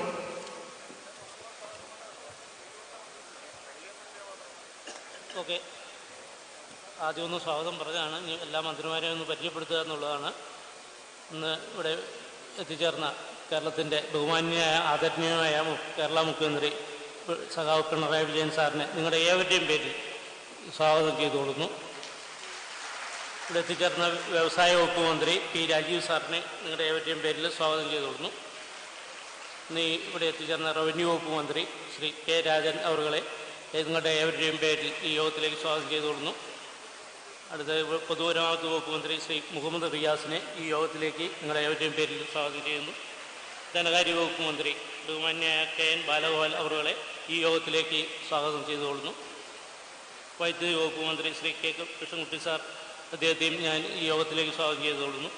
വനം വകുപ്പ് മന്ത്രി ശ്രീ MK ശശീന്ദ്രൻ അവരുകളെ ഈ യോഗത്തിലേക്ക് നിങ്ങളുടെ ഏവരുടെയും പേരിൽ സ്വാഗതം ചെയ്യുന്നു. രജിസ്ട്രേഷൻ വകുപ്പ് മന്ത്രി ശ്രീ കടന്നപ്പള്ളി രാമചന്ദ്രൻ സാറിനെ നിങ്ങളുടെ ഏവരുടെയും പേരിൽ സ്വാഗതം ചെയ്തുകൊള്ളുന്നു. ഗതാഗത വകുപ്പ് മന്ത്രി ശ്രീ ഗണേഷ് കുമാർ അവരുകളെ ഈ യോഗത്തിലേക്ക് സ്വാഗതം ചെയ്തുകൊള്ളുന്നു. കായിക വകുപ്പ് മന്ത്രി ശ്രീ V അബ്ദുൾ റഹ്മാൻ സാറിനെ ഈ യോഗത്തിലേക്ക് സ്വാഗതം ചെയ്തുകൊള്ളുന്നു. ഭക്ഷ്യ സിവിൽ സപ്ലൈസ് മന്ത്രി ശ്രീ GR അനിലിനെ ഈ യോഗത്തിലേക്ക് സ്വാഗതം ചെയ്തുകൊള്ളുന്നു. മൃഗസംരക്ഷണ വകുപ്പ് മന്ത്രി ശ്രീമതി ജെ ചിഞ്ചുറാണി അവരുകളെ ഈ യോഗത്തിലേക്ക് സ്വാഗതം ചെയ്തുകൊള്ളുന്നു. തദ്ദേശ സ്വയംഭരണ വകുപ്പ് മന്ത്രി ശ്രീ MP രാജേഷ് സാറിനെ ഈ യോഗത്തിലേക്ക് ഹാർദവമായി സ്വാഗതം ചെയ്യുന്നു. പട്ടികജാതി പട്ടികവർഗ വകുപ്പ് മന്ത്രി ശ്രീ K രാധാകൃഷ്ണൻ അവരുകളെ ഈ യോഗത്തിലേക്ക് സ്വാഗതം ചെയ്തുകൊള്ളുന്നു. പൊതുവിദ്യാഭ്യാസ വകുപ്പ് മന്ത്രി ശ്രീ ശിവൻകുട്ടി സാറിനെ ഈ യോഗത്തിലേക്ക് സ്വാഗതം ചെയ്തുകൊള്ളുന്നു. രജിസ്ട്രേഷൻ വകുപ്പ് മന്ത്രി ശ്രീ VN വാസു അവരുകളെ ഈ യോഗത്തിലേക്ക് സ്വാഗതം ചെയ്തുകൊള്ളുന്നു. ആരോഗ്യ വകുപ്പ് മന്ത്രി ശ്രീമതി വീണ ജോർജ് മാഡത്തെയും ഈ യോഗത്തിലേക്ക് സ്വാഗതം ചെയ്തുകൊള്ളുന്നു. ഫിഷറീസ് വകുപ്പ് മന്ത്രി ശ്രീ സജി ചെറിയാൻ അവരുകളെ ഈ യോഗത്തിലേക്ക് സ്വാഗതം ചെയ്തുകൊള്ളുന്നു.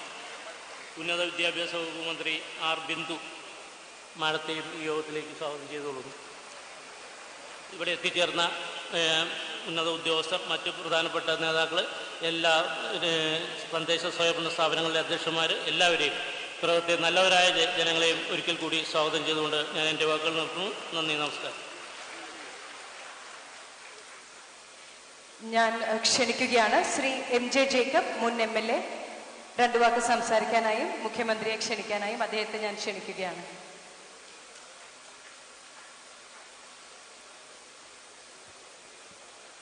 ബഹുമാന്യരെ, നമ്മളെല്ലാവരും കേൾക്കാൻ ആഗ്രഹിക്കുന്ന കേരളത്തിൻ്റെ ബഹുമാനായ മുഖ്യമന്ത്രി പിണറായി വിജയൻ നിങ്ങളോട് സംസാരിക്കും.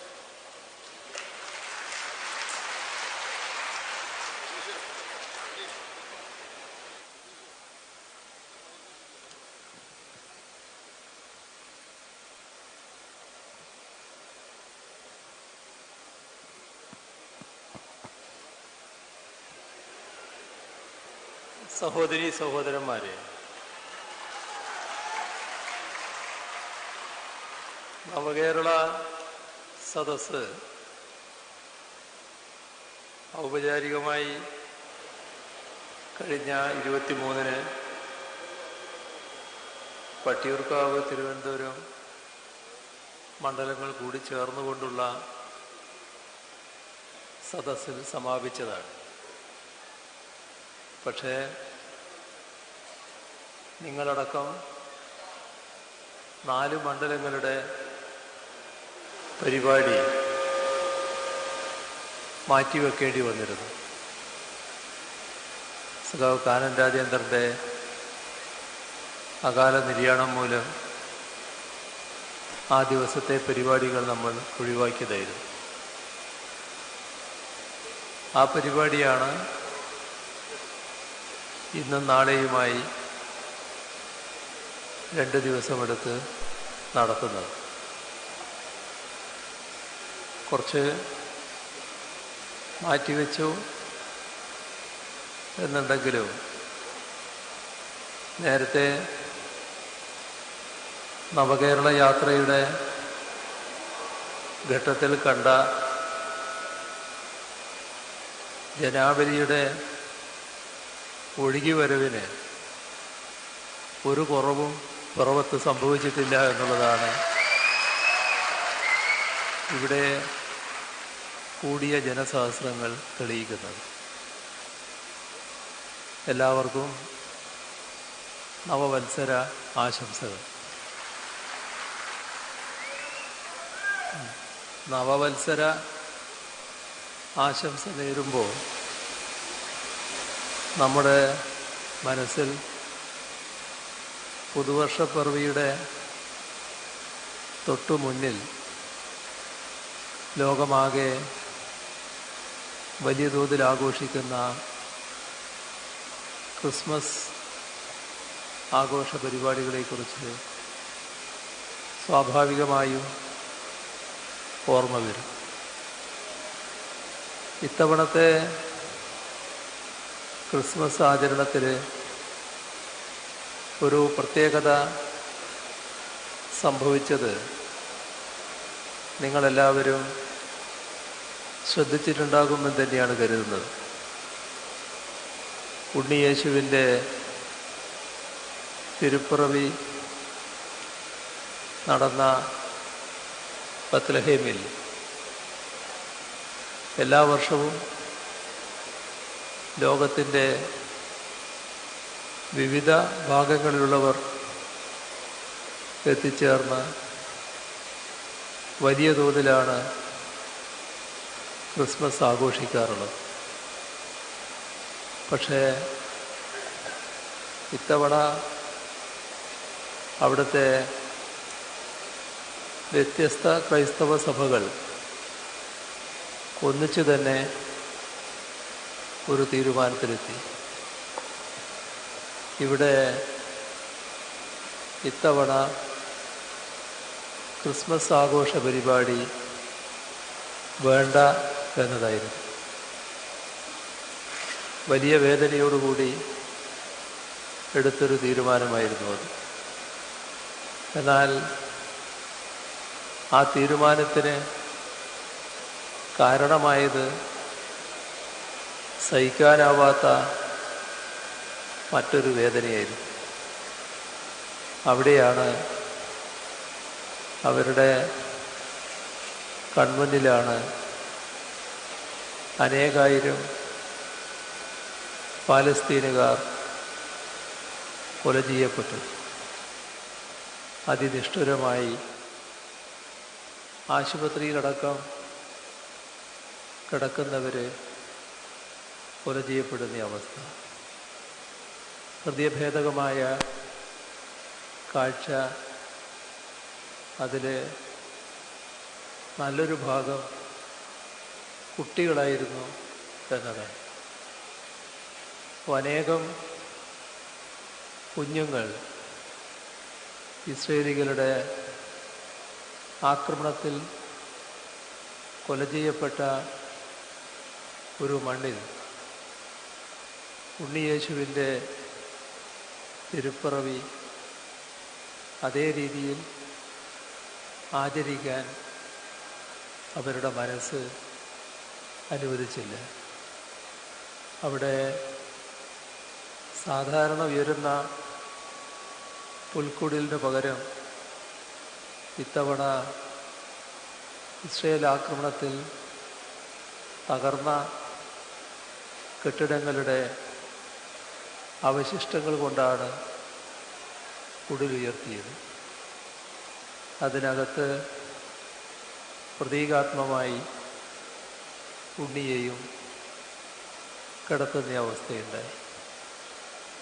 ഇത് ബത്ലഹേമിൽ സംഭവിക്കുമ്പോൾ തന്നെ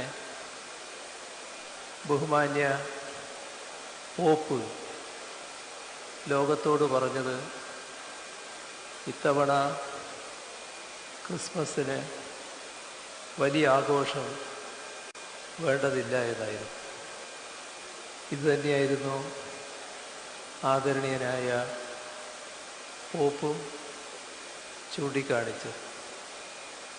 അനേകായിരങ്ങൾ, അതിൽ നല്ലൊരു ഭാഗം കുഞ്ഞുങ്ങൾ കൊല ചെയ്യപ്പെട്ട് കിടക്കുന്ന ഒരു ഘട്ടത്തിൽ ഇസ്രയേലികളുടെ ആക്രമണം അതിരൂക്ഷമായി തുടരുന്ന ഘട്ടത്തിൽ നിരപരാധികൾ ജീവൻ ബലി കൊടുക്കേണ്ടി വരുന്ന ഘട്ടത്തിൽ നമുക്കെങ്ങനെ ക്രിസ്മസ് ആഘോഷിക്കാൻ കഴിയും? അതുകൊണ്ട് വിപുലമായ ആഘോഷ പരിപാടികൾ വേണ്ടതില്ല എന്ന് മഹാനായ പോപ്പും ലോകത്തെ ക്രൈസ്തവ വിശ്വാസികളെ ഉദ്ബോധിപ്പിച്ചു. ഇവിടെ ഇതുമായി ബന്ധപ്പെട്ട് മറ്റൊരു കാര്യം നാം ആലോചിക്കേണ്ടതുണ്ട്. ലോകത്താകെ വലിയ തോതിലാണ് ഇസ്രയേൽ ആക്രമണത്തിനെതിരെ കടുത്ത പ്രതിഷേധം ഉയർന്നു വന്നത്.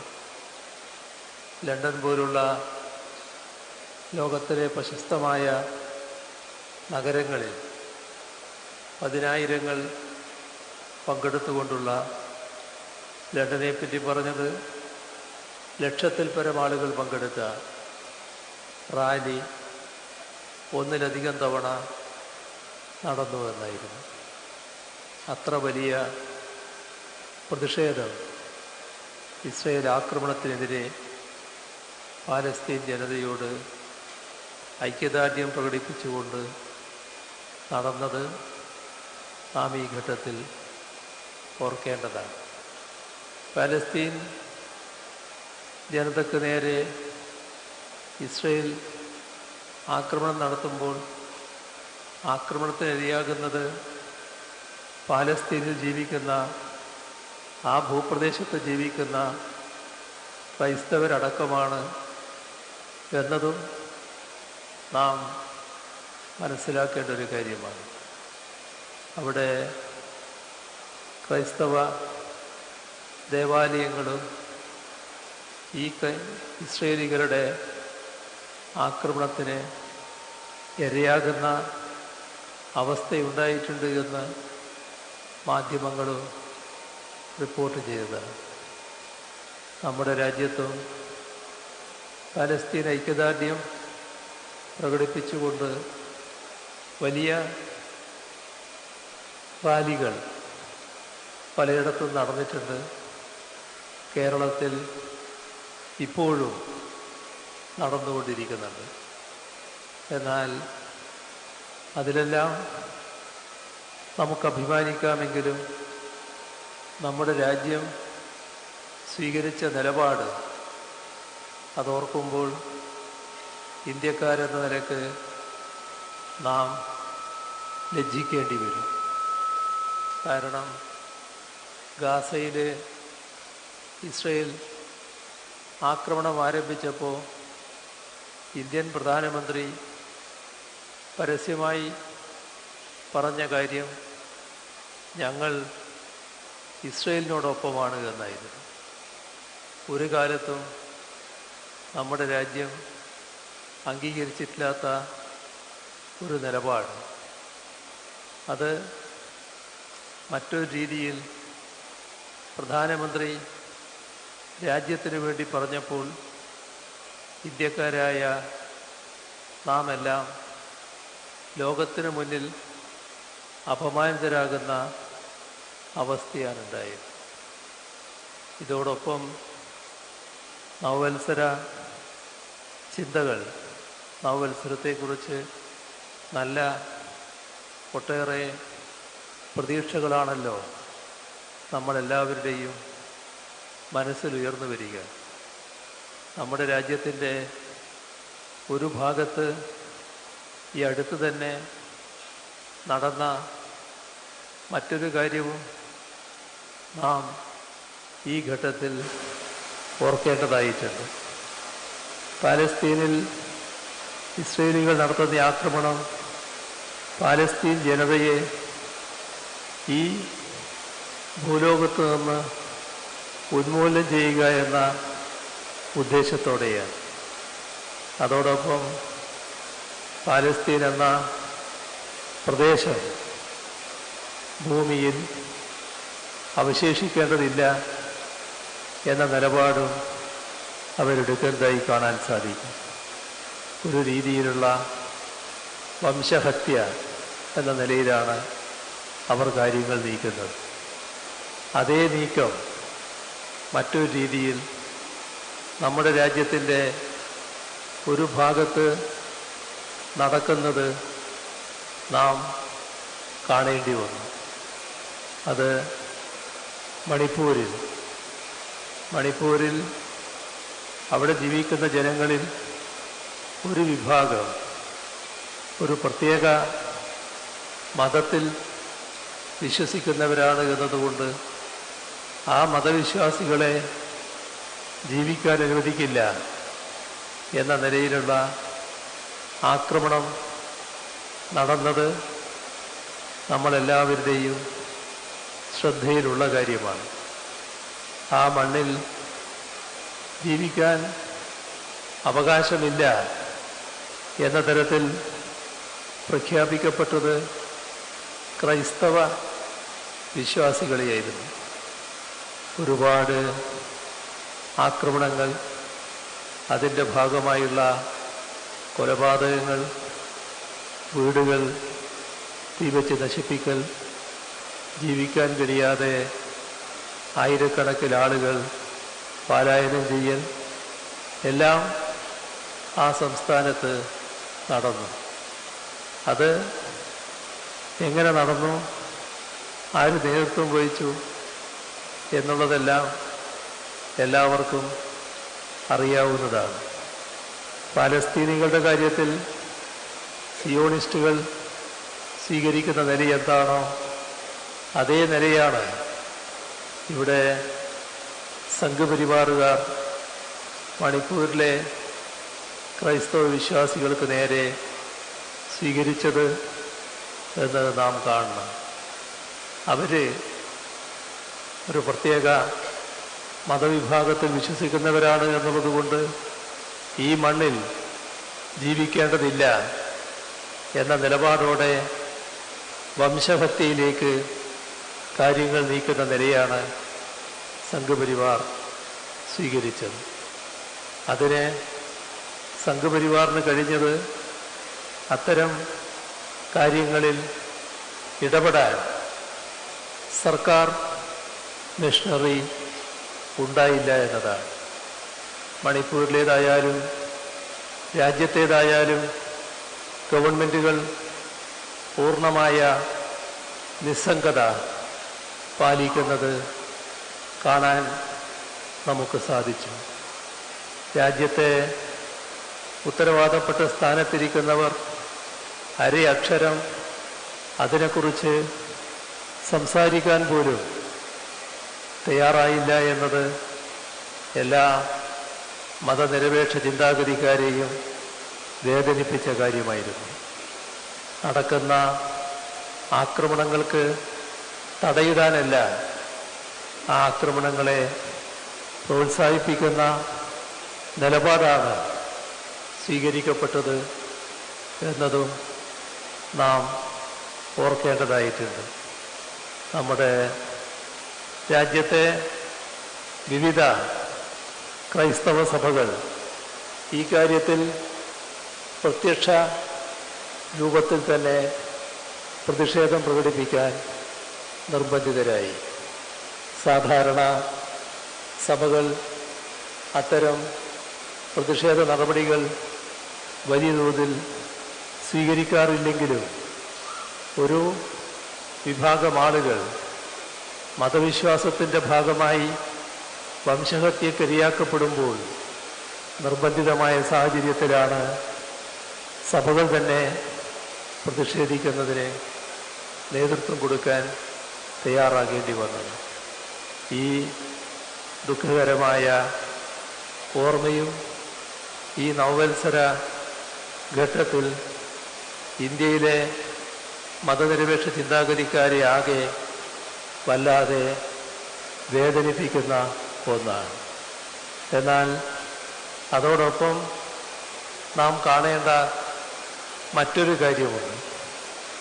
ഈ വംശഹത്യയുടെ അടുത്ത് കാര്യങ്ങൾ എത്തി നിൽക്കുമ്പോൾ അതിനകത്ത് ഇടപെടാനോ ആക്രമണത്തിന് ഇരയായവരെ സംരക്ഷിക്കാനോ അക്രമികൾക്കെതിരെ ചെറുവിരൽ അനക്കാനോ തയ്യാറാകാതിരുന്നവർ ഇപ്പോൾ ചില നീക്കങ്ങൾ നടത്തുന്നതായി രാജ്യം ശ്രദ്ധിക്കുന്നു. അവർ ഇപ്പോഴാണ് വോട്ടിൻ്റെ കാര്യം ഓർമ്മിക്കുന്നത്. അപ്പോൾ 4 വോട്ടിന് വേണ്ടി ചില കപട വേഷം ധരിക്കാൻ അക്കൂട്ടത്തിൽ ചിലർ തയ്യാറാകുന്ന കാഴ്ചയും നാം കാണുകയാണ്. അതിൻ്റെ ഭാഗമായി വലിയ തോതിൽ സൗഹാർദ്ദം ഇപ്പോൾ നടിക്കാൻ അവർ ശ്രമിക്കുന്നു. പക്ഷേ വംശഹത്യ ഒരു ദിവസമല്ല, ദിവസങ്ങളോളം അതിൻ്റെ ഭാഗമായുള്ള ആക്രമണങ്ങൾ നടക്കുന്ന നാട്ടിൽ അതിനെതിർത്ത് അരയക്ഷരം സംസാരിക്കാൻ പോലും തയ്യാറാകാത്ത ആ ഉന്നതസ്ഥാനീയർ ഇപ്പോൾ സൗഹാർദ്ദത്തിന് ഒരു തയ്യാറായി മുന്നോട്ട് വരുമ്പോൾ അതിൻ്റെ ഉദ്ദേശം മനസ്സിലാക്കുന്നതിന് വലിയ പ്രയാസം ഉണ്ടാകില്ല എന്നതും നാം തിരിച്ചറിയേണ്ടതായിട്ടുണ്ട്. ഇതെല്ലാം നവവത്സര ഘട്ടത്തിൽ നാം ഓർത്തുപോകേണ്ട ഒരു കാര്യമായതുകൊണ്ട് പറഞ്ഞു എന്ന് മാത്രമേ ഉള്ളൂ. നവകേരള സദസ്സിൻ്റെ ഭാഗമായി ഞങ്ങൾ പറയാൻ ഉദ്ദേശിച്ച കാര്യങ്ങൾ വളരെ വിശദമായി തന്നെ ഇവിടെ പറഞ്ഞു കഴിഞ്ഞിട്ടുണ്ട്. നമ്മുടെ നാട് ഏത് രീതിയിൽ മാറി വന്നുവെന്നും ഏതെല്ലാം നേട്ടങ്ങൾ നമുക്കിവിടെ നേടാനായി എന്നതും വിസ്തരിച്ച് തന്നെ ഇതിനു മുൻപ് സംസാരിച്ചവർ ഇവിടെ വ്യക്തമാക്കിയിട്ടുണ്ട്. നമ്മുടെ നാടിന് ഇനിയും മുന്നോട്ട് പോകേണ്ടതായിട്ടുണ്ട്. ആ മുന്നോട്ട് പോക്കിന് തടസ്സം സൃഷ്ടിക്കാൻ കേന്ദ്ര ഗവൺമെൻറ് ശ്രമിക്കുന്ന കാര്യങ്ങളാണ് നമ്മെ പ്രയാസത്തിലാക്കുന്നത്. നാം ഒരു സംസ്ഥാനമെന്ന നിലക്ക് പുരോഗതി നേടാത്ത സംസ്ഥാനമല്ല. ഏത് മാനദണ്ഡമെടുത്താലും ഒരു സംസ്ഥാനമെന്ന നിലക്ക് നല്ല തോതിൽ അഭിവൃദ്ധി പ്രാപിക്കാൻ നമുക്ക് കഴിഞ്ഞിട്ടുണ്ട്. അതിൻ്റെ കണക്കുകൾ തന്നെ സംസാരിക്കുന്നവയാണ്. ആർക്കും അത് നിഷേധിക്കാവുന്നതല്ല. നമുക്ക് ഇപ്പോൾ വന്നു ചേർന്നിട്ടുള്ള പ്രയാസം നമ്മുടേതായ പ്രവർത്തനത്തിൻ്റെ ഭാഗമായി വന്നതല്ല. ഇവിടെ ഒരു കേരള വിരുദ്ധ മനസ്സ് രൂപപ്പെട്ടിട്ടുണ്ട് എന്ന് നാം കാണണം. ആ കേരള വിരുദ്ധ മനസ്സ് പ്രധാനമായും കേന്ദ്രഭരണത്തിന് നേതൃത്വം കൊടുക്കുന്ന BJPക്കാണുള്ളത്. BJP രാഷ്ട്രീയമായി ഇവിടെ സ്വാധീനമുറപ്പിക്കാൻ വേണ്ടി പല ശ്രമങ്ങൾ നടത്തിയിട്ടുണ്ട്. ആ ശ്രമങ്ങളൊന്നും ഏശിയില്ല എന്നത് നമ്മുടെ നാടിൻ്റെ അനുഭവമാണ്. എന്താണ് കാരണം? പ്രധാന കാരണം കേരളത്തിൻ്റെ മതനിരപേക്ഷ മനസ്സാണ്. ആ മതനിരപേക്ഷ മനസ്സിന് വർഗീയതയെ ഉൾക്കൊള്ളാനാകില്ല. അതുകൊണ്ട് തന്നെ കേരളം BJPയെ സ്വീകരിക്കുന്നില്ല. ആകാവുന്ന എല്ലാ ശ്രമവും അവർ നടത്തി നോക്കി. അതിൽ വലിയ പുരോഗതി അവർക്ക് നേടാനാകുന്നില്ല. അപ്പോൾ ഒരുതരം കേരള വിരുദ്ധ മനോഭാവം അവരിൽ ഉടലെടുക്കുകയാണ്. അതിൻ്റെ ഭാഗമായി ഒരു സംസ്ഥാനത്തെ സ്വാഭാവികമായ വളർച്ച തടയുന്നതിനുള്ള നടപടികൾ കേന്ദ്ര ഗവൺമെൻറ്റിനെ കൊണ്ട് സ്വീകരിപ്പിക്കുകയാണ്. ഒരു കാലത്തും അത്തരമൊരു നടപടി കേന്ദ്ര ഗവൺമെൻറ്റിൻ്റെ ഭാഗത്തു നിന്ന് ഉണ്ടാകാൻ പാടില്ലാത്തതാണ്. കാരണം രാജ്യത്തിൻ്റെ വികസനമെന്നത് രാജ്യത്തിൻ്റെ ആകെ വികസനമാണ്. ഏതെങ്കിലും ഒരു സംസ്ഥാനത്തെ ഒഴിവാക്കി നിർത്തിയല്ല രാജ്യത്തിൻ്റെ വികസനം യാഥാർത്ഥ്യമാക്കേണ്ടത്. ഒരു സംസ്ഥാനത്ത് ഒരു വികസനം നടക്കുമ്പോൾ അത് സംസ്ഥാനത്തിൻ്റെ വികസനം മാത്രമായിട്ടല്ല പരിണമിക്കുക, അത് രാജ്യത്തിൻ്റെ കൂടി വികസനമായിട്ടാണ് വരിക. ഇപ്പോൾ നാം വിഴിഞ്ഞം പോർട്ട് യാഥാർത്ഥ്യമാക്കുന്നു. വിഴിഞ്ഞം പോർട്ട് യാഥാർത്ഥ്യമാക്കിയാൽ വിഴിഞ്ഞം പോർട്ട് കേരളത്തിലാണെങ്കിലും അത് രാജ്യത്തിൻ്റെ വലിയ പോർട്ടുകളിൽ ഒന്നായിട്ടാണ് മാറുന്നത്. രാജ്യത്തിൻ്റേതല്ല, ലോകത്തെ വലിയ പോർട്ടുകളിൽ ഒന്നായത് മാറും. ലോകത്ത് തന്നെ അത്യപൂർവം പോർട്ടുകളെ ആ തരത്തിലുള്ളൂ. അപ്പോൾ ഇന്ത്യയുടെ വലിയ പോർട്ട് എന്ന തരത്തിലാണ് അത് അറിയപ്പെടുക. ഇതുപോലുള്ള അനേകം കാര്യങ്ങൾ നാം വികസന രംഗത്ത് നടപ്പാക്കുമ്പോൾ അത് രാജ്യത്തിന് തന്നെ അഭിമാനകരമായിട്ടാണ് മാറുക. ഇപ്പോൾ നമ്മുടെ സംസ്ഥാനത്ത് ഡിജിറ്റൽ യൂണിവേഴ്സിറ്റി നാം തുടങ്ങി. ഇന്ത്യയിലെ ആദ്യത്തെ സംരംഭമാണ്. ഇപ്പോൾ രാജ്യത്തിൻ്റെ ഡിജിറ്റൽ യൂണിവേഴ്സിറ്റി എന്ന തരത്തിലാണ് സ്വാഭാവികമായും അത് വിലയിരുത്തപ്പെടുക. നാം ഇപ്പോൾ ഡിജിറ്റൽ സയൻസ് പാർക്ക് ആരംഭിക്കുന്നു. അതിൻ്റെ തറക്കല്ലിടാനും പ്രധാനമന്ത്രിയായിരുന്നു വന്നത്. അത് വരുമ്പോൾ അത് രാജ്യത്തെ ആദ്യത്തെ ഡിജിറ്റൽ സയൻസ് പാർക്ക് എന്ന തരത്തിലാണ് അറിയപ്പെടുക. ഇതെല്ലാം കേരളത്തിൻ്റെ സ്വന്തമാണെങ്കിലും രാജ്യത്തിൻ്റെ ഏറ്റവും വലിയ പദ്ധതികൾ എന്ന തരത്തിലാണ് പരിഗണിക്കപ്പെടുക. ഇങ്ങനെ ഒരുപാട് കാര്യങ്ങൾ കാണാൻ നമുക്ക് കഴിയും. അതിലൊന്നും സങ്കുചിതമായ വീക്ഷണങ്ങളല്ല വേണ്ടത്. കേന്ദ്രവും സംസ്ഥാനവും ഒരേ മനസ്സോടെ നാടിൻ്റെ പുരോഗതിക്ക് ആവശ്യമായ പദ്ധതികൾക്ക് സഹായകരമായ നിലപാട് സ്വീകരിച്ച് പിന്തുണ നൽകുകയാണ് വേണ്ടത്. ഇവിടെ അതിന് വിപരീതമായി കേന്ദ്ര ഗവൺമെൻറ് കേരളത്തോട് പ്രത്യേക വിരോധപരമായ സമീപനം സ്വീകരിക്കുന്നു. അതിൻ്റെ ഭാഗമായി പലതും അട്ടിമറിക്കപ്പെടുന്നു. കേരളത്തിന് ലഭിക്കേണ്ട വിഹിതങ്ങൾ ലഭിക്കാത്ത അവസ്ഥ വരുന്നു.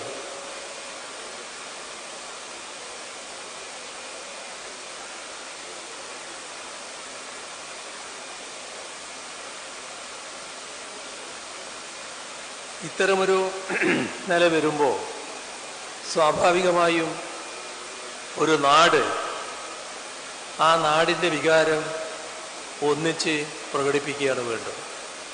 അതിനകത്ത് മറ്റ് ഭേദചിന്തകളില്ലാതെ തന്നെ എല്ലാവരും ഒന്നിച്ച് കേന്ദ്ര ഗവൺമെൻറ്റിനോട് ആവശ്യപ്പെടുന്ന നില സ്വീകരിക്കണം.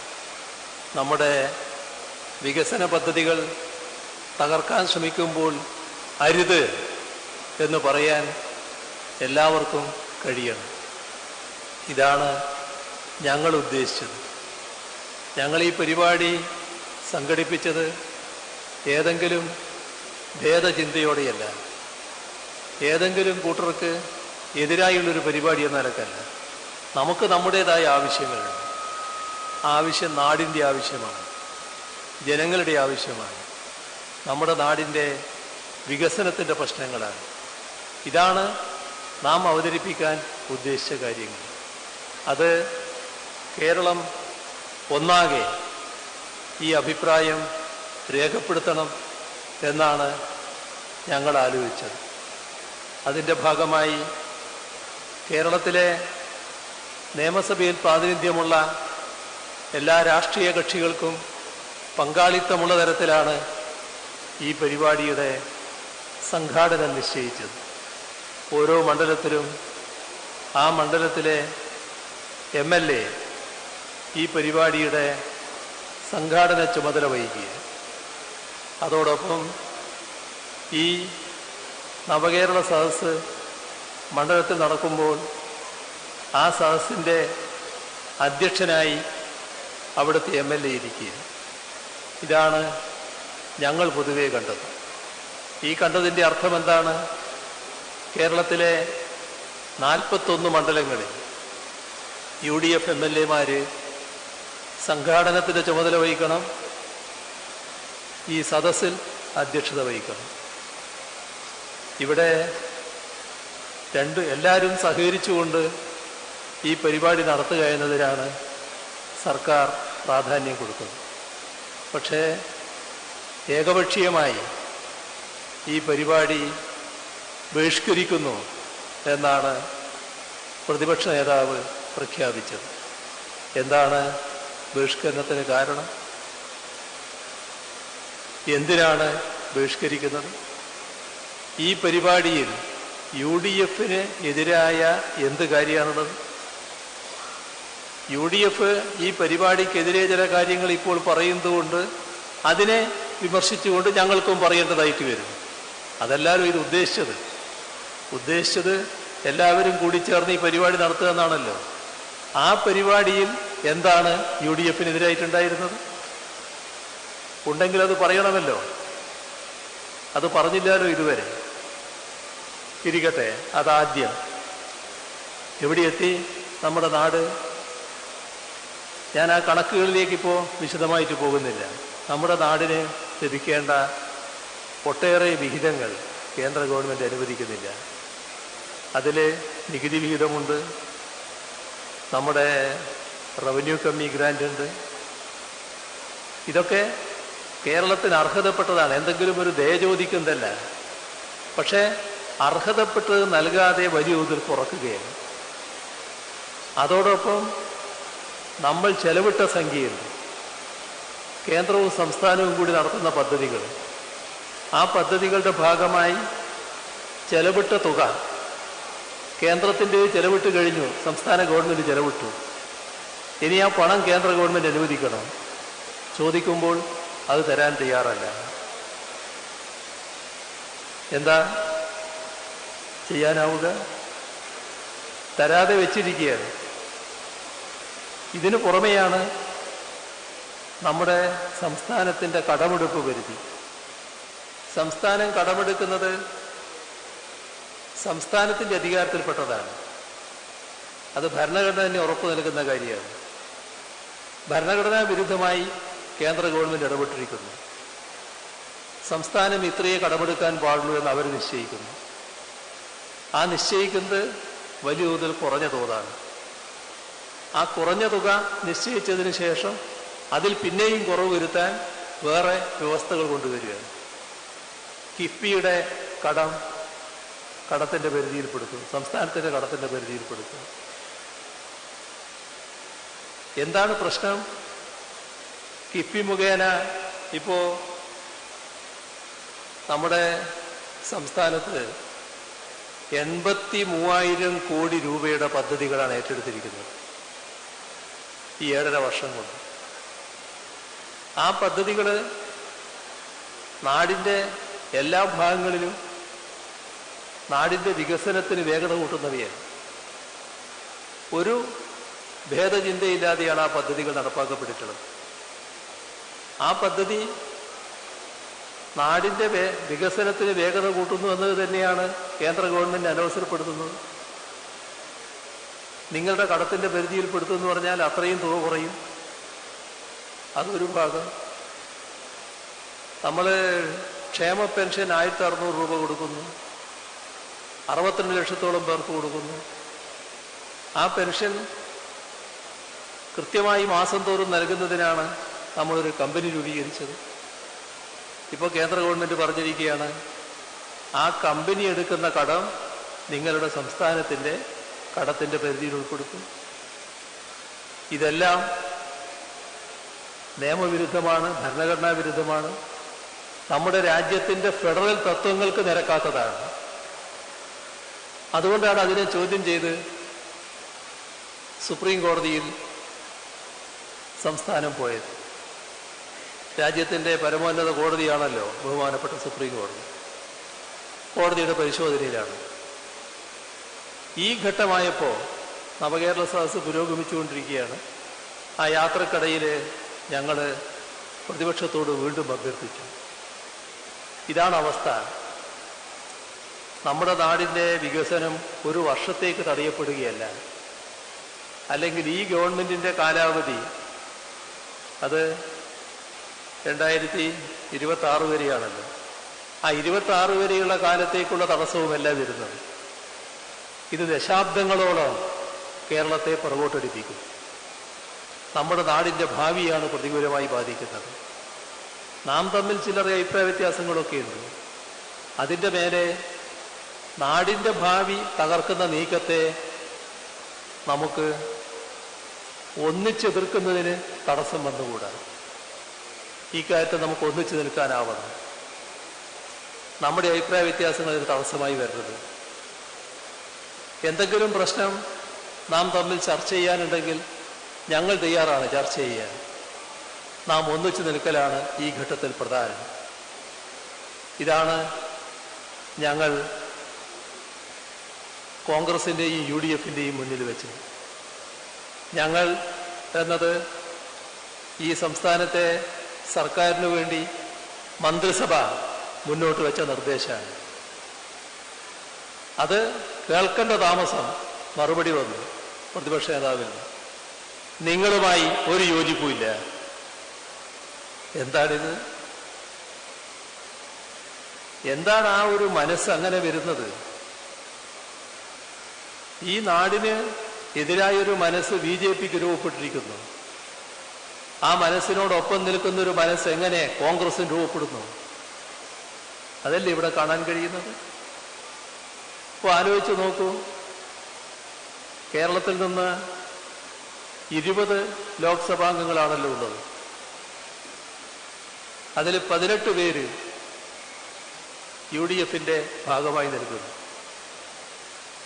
ചാഴിക്കാടനും ആരിഫും LDFൻ്റെ ഭാഗമായി നിൽക്കുന്നു. ഈ 18 പേരിൽ ഏതെങ്കിലും ഒരാൾ ഏതെങ്കിലും ഒരു ഘട്ടത്തിൽ കേരളത്തിനു വേണ്ടി ശബ്ദിക്കുന്നത് ആരെങ്കിലും കേട്ടോ? നമ്മുടെ നാടിനെ കേന്ദ്രം അവഗണിക്കുന്നു. കേന്ദ്രം കേരളത്തോട് വിവേചനം കാണിക്കുന്നു. എന്തേ ഇവർക്ക് അതിനെക്കുറിച്ച് സംസാരിക്കാൻ പറ്റാത്തത്? എന്താണ് അതിന് തടസ്സം? എന്തുകൊണ്ട് BJPയെ തുറന്നു കാണിക്കാൻ പറ്റുന്നില്ല? BJPയുടെ മനസ്സിൽ ചെറിയൊരു നീരസം പോലും ഉണ്ടാകരുത് എന്ന നിർബന്ധം എന്തുകൊണ്ട് കോൺഗ്രസിന് വരുന്നു? അതല്ലേ പ്രശ്നം. ഇതാണല്ലോ നാം ആലോചിക്കേണ്ട കാര്യം. ഇത് മറ്റൊരു തരത്തിൽ വേറെ ചിലർ ഇപ്പോൾ ചോദിക്കുന്നത് നമ്മൾ കേൾക്കുന്നുണ്ട്. ഞാൻ ആ കാര്യത്തിലേക്ക് പോകുന്നില്ല. അതുമായി ബന്ധപ്പെടുത്തിയാൽ അതെന്തോ രാഷ്ട്രീയ പ്രശ്നമാണെന്ന് നമുക്ക് തോന്നുന്നു. ഇത് നമ്മുടെ നാടിൻ്റെ വികസന പ്രശ്നമാണല്ലോ. നാടിൻ്റെ വികസന പ്രശ്നത്തിൽ നമുക്ക് ഒന്നിച്ചു നിൽക്കാനാവണ്ടേ? ഇതെല്ലാം ഞങ്ങൾ എന്തെങ്കിലും അതിശയോക്തിപരമായി പറയുന്നതാണോ? ഏതെങ്കിലും ഘട്ടത്തിൽ BJPക്കെതിരെ സംസാരിക്കാൻ ഇവിടുത്തെ കോൺഗ്രസ് MPമാരിൽ ആരെങ്കിലും തയ്യാറായിട്ടുണ്ടോ? എന്താണ് അവർക്കതിന് കഴിയാത്തത്? നിർഭാഗ്യകരമായൊരു വശമാണ്. ഇപ്പോൾ നാട് ഏത് തരത്തിലാണ് ഇത് സ്വീകരിച്ചത്?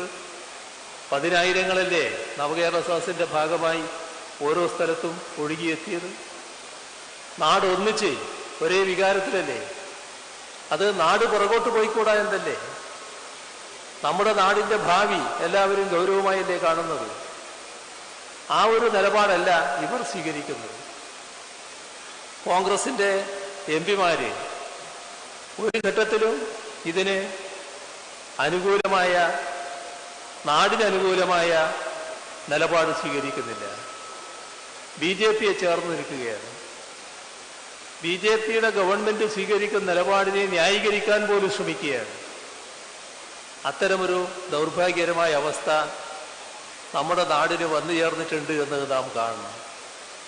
ഇപ്പോഴും അവർ മനസ്സിലാക്കേണ്ടത്, ആ ബഹിഷ്കരണ ആഹ്വാനം വന്നപ്പോൾ കേരളത്തിലെ ജനങ്ങൾ എങ്ങനെ പ്രതികരിച്ചു എന്നുള്ളതാണ് ഈ നവകേരള യാത്രയിൽ ആകെ കണ്ടത്. എവിടെയും അതിലൊരു വ്യത്യാസമില്ല. ഇപ്പോൾ ദിവസങ്ങൾ കഴിഞ്ഞാണല്ലോ, സദസ്സ് സമാപിച്ച ദിവസങ്ങൾ കഴിഞ്ഞാണല്ലോ നമ്മൾ ഈ സദസ്സ് ചേരുന്നത്. ഇവിടുത്തെ ജനാവലി അതിൻ്റെ ഉത്തമമായ തെളിവല്ലേ? ഇപ്പോഴും 10,000-ങ്ങളല്ലേ ഇതിൽ പങ്കെടുത്തുകൊണ്ടിരിക്കുന്നത്? ഇതിൻ്റെ ഒരു ഭാഗമല്ലേ ഇതൊക്കെ? ഇതാണ് നമ്മുടെ നാടിൻ്റെ ഒരു ഉറപ്പ്. ഏത് കാര്യത്തിൽ? ഭാവി സുരക്ഷിതമാണ് എന്ന കാര്യത്തിലുള്ള ഉറപ്പ്. ഒരുമയോടെ ഐക്യത്തോടെയുള്ള ഒരു ജനത ഉള്ള നാടിനെ ഒരു ശക്തിക്കും തകർക്കാനാവില്ല. ഏത് പ്രതിസന്ധിയും നമുക്ക് പരിഹരിക്കാനാകും. നമുക്ക് ഒരുമിച്ച് നീങ്ങാം എന്ന് മാത്രം പറഞ്ഞുകൊണ്ട് മറ്റു കൂടുതൽ കാര്യങ്ങളിലേക്ക് കടക്കാതെ അവസാനിപ്പിക്കുന്നു. നിങ്ങൾക്കെൻ്റെ സ്നേഹാഭിവാദനം. ഒരു പൊന്നാട അണിയിക്കൽ ചടങ്ങാണ്.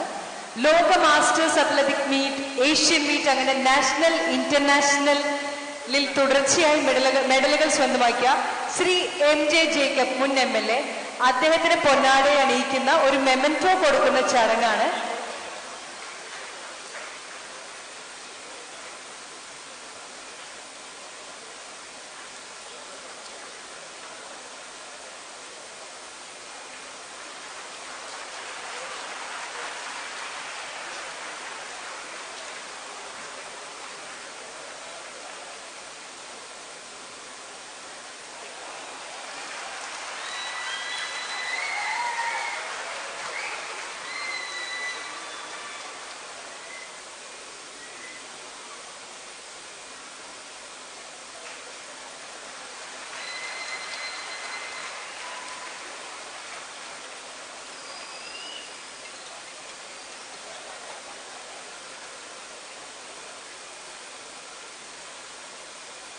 നന്ദി പ്രകാശനത്തിനായി ഞാൻ ക്ഷണിക്കുകയാണ് Piravam deputy municipal chairman Shri KP സലിമിനെ. Sir please.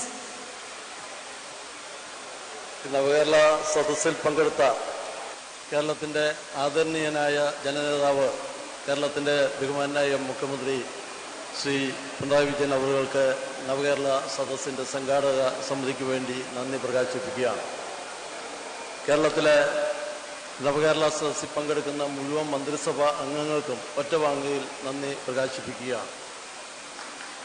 ഈ സദസ്സിൽ പങ്കെടുക്കുന്ന ജില്ലാ കളക്ടർ അടക്കമുള്ള എല്ലാ ഉദ്യോഗസ്ഥർക്കും ഒറ്റവാക്കിൽ നന്ദി പ്രകാശിപ്പിക്കുകയാണ്. സദസ്സിൽ പങ്കെടുക്കുന്ന പുരോഹിത ശ്രേഷ്ഠരെ, ജനപ്രതിനിധികൾ, പൗരപ്രമുഖർ, ഈ നിയോജക മണ്ഡലത്തിൽ അപാലവൃദ്ധം വരുന്ന ജനാവലി, അവർക്കെല്ലാം സംഘാടക സമിതിക്ക് വേണ്ടി ഒറ്റവാക്കിൽ നന്ദി പ്രകാശിപ്പിച്ചുകൊണ്ട് എൻ്റെ കടമയിൽ നിന്ന് വിരമിക്കുന്നു. നന്ദി, നമസ്കാരം.